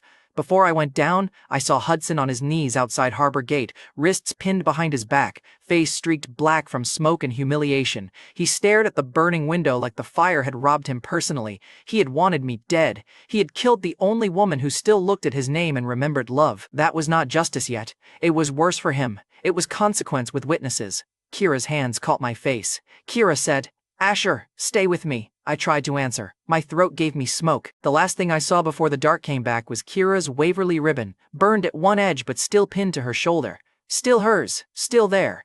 I thought surviving would be the final answer. I was wrong. When I opened my eyes again, guilt was already sitting between me and my wife. Cassidy died saving us. I did not make her my wife in death. That was the line I had to hold. Guilt is sneaky. It dresses like honor, sits beside your hospital bed, and waits for you to confuse a debt with a marriage. The rule after the fire was simple. Cassidy's final act deserved truth. It did not get to rewrite my choice. One cleared suite. One Waverly ring. One wife recognition moment. No second ending for the wrong woman. I woke in a hospital room with smoke in my lungs, bandages on both wrists, and Keira sitting 3 feet too far from the bed. That distance annoyed me before the pain did. Her hands were wrapped. One cheek had a burn near the jaw. The Waverly ribbon from the wedding lay on the side table, blackened at one edge. She saw me looking at it. Keira said, "It survived better than your judgment." Her voice was dry. Her eyes were not. I tried to sit up. My ribs rejected democracy. Keira stood at once, then stopped herself before touching me. That little stop hurt worse than the smoke. I said, "Come here," Keira said. "Do not give orders with hospital breath. It is unattractive." I said, "Come here anyway." She came one step. "Not enough," Keira said. "Cassidy died." I said, "I know," some details I had seen. The beam, her hand, the smoke. Keira later told me the rest. The firefighter reached Cassidy after the room had already given up. Hudson fought the handcuffs until he vomited smoke. The older kidnapper repeated Hudson's confession to anyone with a badge. Fear had finally become useful. Those were locks on consequences. They were not the payoff. The payoff had happened when Keira ran in and Cassidy pushed us both out. Kira's hand tightened around the bed rail. Keira said, "She told you to take me." I said, "She did." Keira looked away. Keira said, "That sounds like permission from a dead woman. I hate it." Good! Jealousy meant she was still fighting for the spot, even from 3 feet away. I lifted my bandaged hand. It barely moved. I said, "Keira." She looked back. I said, "Cassidy saved our lives. She does not get our marriage." Her face changed. Small, dangerous, real, I continued. I am grateful to her. I am not returning to her. Not in memory, not in guilt, not in some tragic little upgrade she did not earn until the last minute.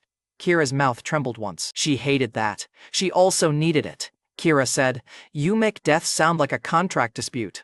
I said, "You married me. Read the terms." She laughed once and wiped it away before it became crying. Then she finally sat on the edge of the bed. Her shoulder touched mine. That was better medicine than anything in the room. A nurse opened the door, saw Kira's face, and quietly backed out with the tray. Smart woman. Some injuries need gauze. Some need the wife to stop sitting 3 feet away. Charles came in an hour later. No ceremony, no doctor parade, just my father with smoke still on his coat and a face carved from one bad night too many. He looked at Keira first. Charles said, "Mrs. Waverly."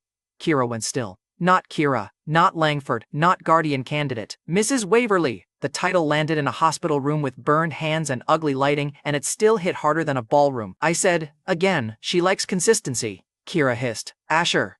Charles, to his credit, did not smile.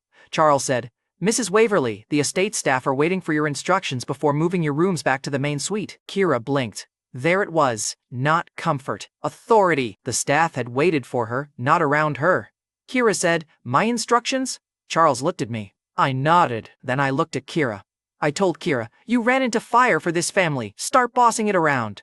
Her eyes sharpened. There she was. Keira said, "Fine. First instruction. No one brings him medicine without candy again. I do not care if the candy has to be guarded by 3 people and a tax lawyer." Charles said, "Done." "Without the tax lawyer," I said. "Coward." Keira squeezed my fingers until pain sparked. "Patient," she said, "not commentator." The door opened before Charles answered. Mr. Beaumont stood there with Mrs. Beaumont behind him. Cassidy's parents looked smaller without the Waverly furniture around them. Grief had done some of it. Panic had done the rest. Mrs. Beaumont's eyes were red.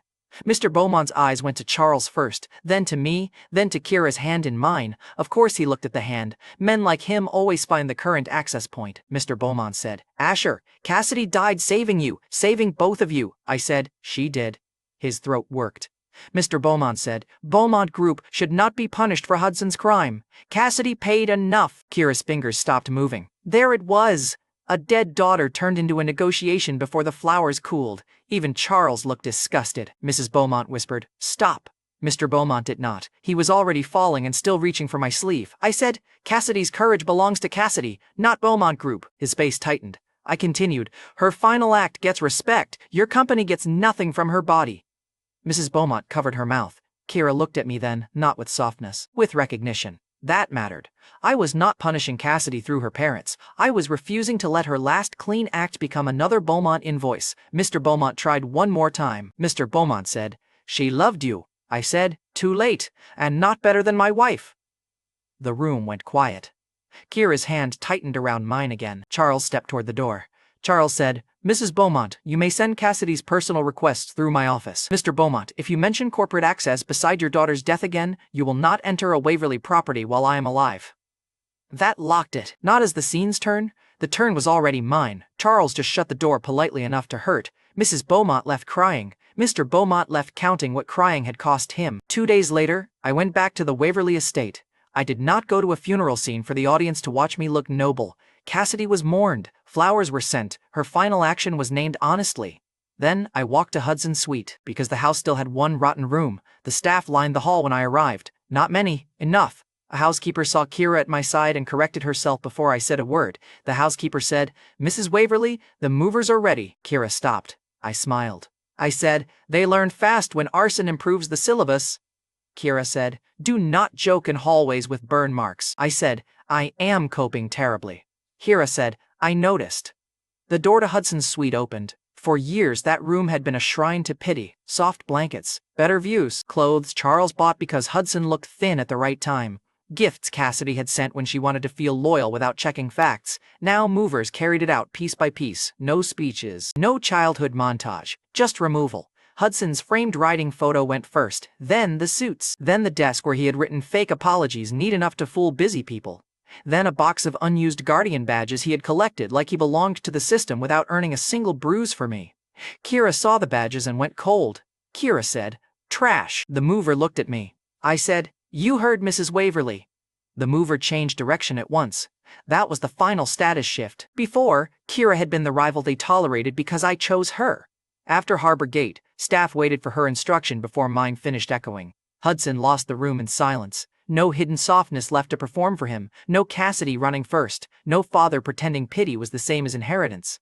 Charles stood behind us. Charles said, "Hudson's household access is removed. His Waverly accounts are frozen. His name will not sit beside yours in this house again." I looked at the emptying suite. I said, "Good, he wanted my place. Let him keep the vacancy." Keira did not laugh. She took my hand instead. In the open doorway, the burned edge of her ribbon showed under her coat. The housekeeper returned with a small tray. On it sat my Waverly ring, cleaned after Harbor Gate, and Keira's matching ring polished beside it. The housekeeper offered the tray to me first out of old habit. The hallway went very still. Staff noticed tiny mistakes when the hierarchy changes. The housekeeper noticed hers before I even lifted an eyebrow. Then she looked at Keira and corrected the angle. "Mrs. Waverly," the housekeeper said, "your ring." Keira stared at the tray. For once, she had no insult ready. Tragic. I considered checking her pulse. Instead, I took her ring, lifted her burned hand, and slid it back where everyone could see. Keira said, "You are making a scene." I said, "You ran into a fire. Raise your standards for scenes." Her eyes shone. She hated that too. Then I lifted my own ring and put it on. The staff watched. Charles watched. The movers walked out of Hudson's suite carrying the last box. The door behind them stayed open. Empty. Finally honest. A driver waited outside with the honeymoon car that had been delayed by kidnapping, smoke, and the worst brother in Riverton. Keira saw it from the window. Keira said, "Absolutely not, you are still half broken." I said, "Then supervise me somewhere with better air." Charles coughed once into his hand. It sounded suspiciously like approval. Keira turned on him. Keira said, "Do not encourage him." Charles said, "Mrs. Waverly, I lost that authority sometime between the poster truck and the fire. Good man, slow learner. Got there eventually." We walked down the front steps together. The same steps where Cassidy had once worn the wrong ribbon. The same estate where Hudson had staged weakness into a career. The same house where I had needed death to learn the price of devotion. This time, the staff did not look past Keira to find the real wife. They opened the door for her. The driver said, "Mrs. Waverly, Mr. Waverly, in that order." Keira glanced at me. I said, "Do not get arrogant," she said. "Too late, you chose me. Fair." I helped her into the car because her hands still hurt and because I liked living. Before I followed, I looked back once. Hudson's suite windows were open, the curtains had been removed, Cassidy's flowers sat in the side chapel, not in my bedroom, not beside my ring, not between my wife and me. That was the ending she earned. Respect without ownership, memory without marriage, debt without surrender. Then I got into the car beside Keira. She placed one lemon candy in my palm. I looked at it. She said, "Do not be dramatic. It is wrapped." I laughed, and it hurt my ribs, and I still did it. The car pulled away from the Waverly estate. In my first life, I had been a loyal husband to a woman who loved my brother's lie. In this life, I married the woman who ran through fire before asking what it cost. So when Keira took my hand and the estate disappeared behind us, I did not look back. I had already chosen my wife. Make sure to subscribe, or this little guy might get sad. Seriously, if you subscribe, this dog will love you forever. So hit that button right now.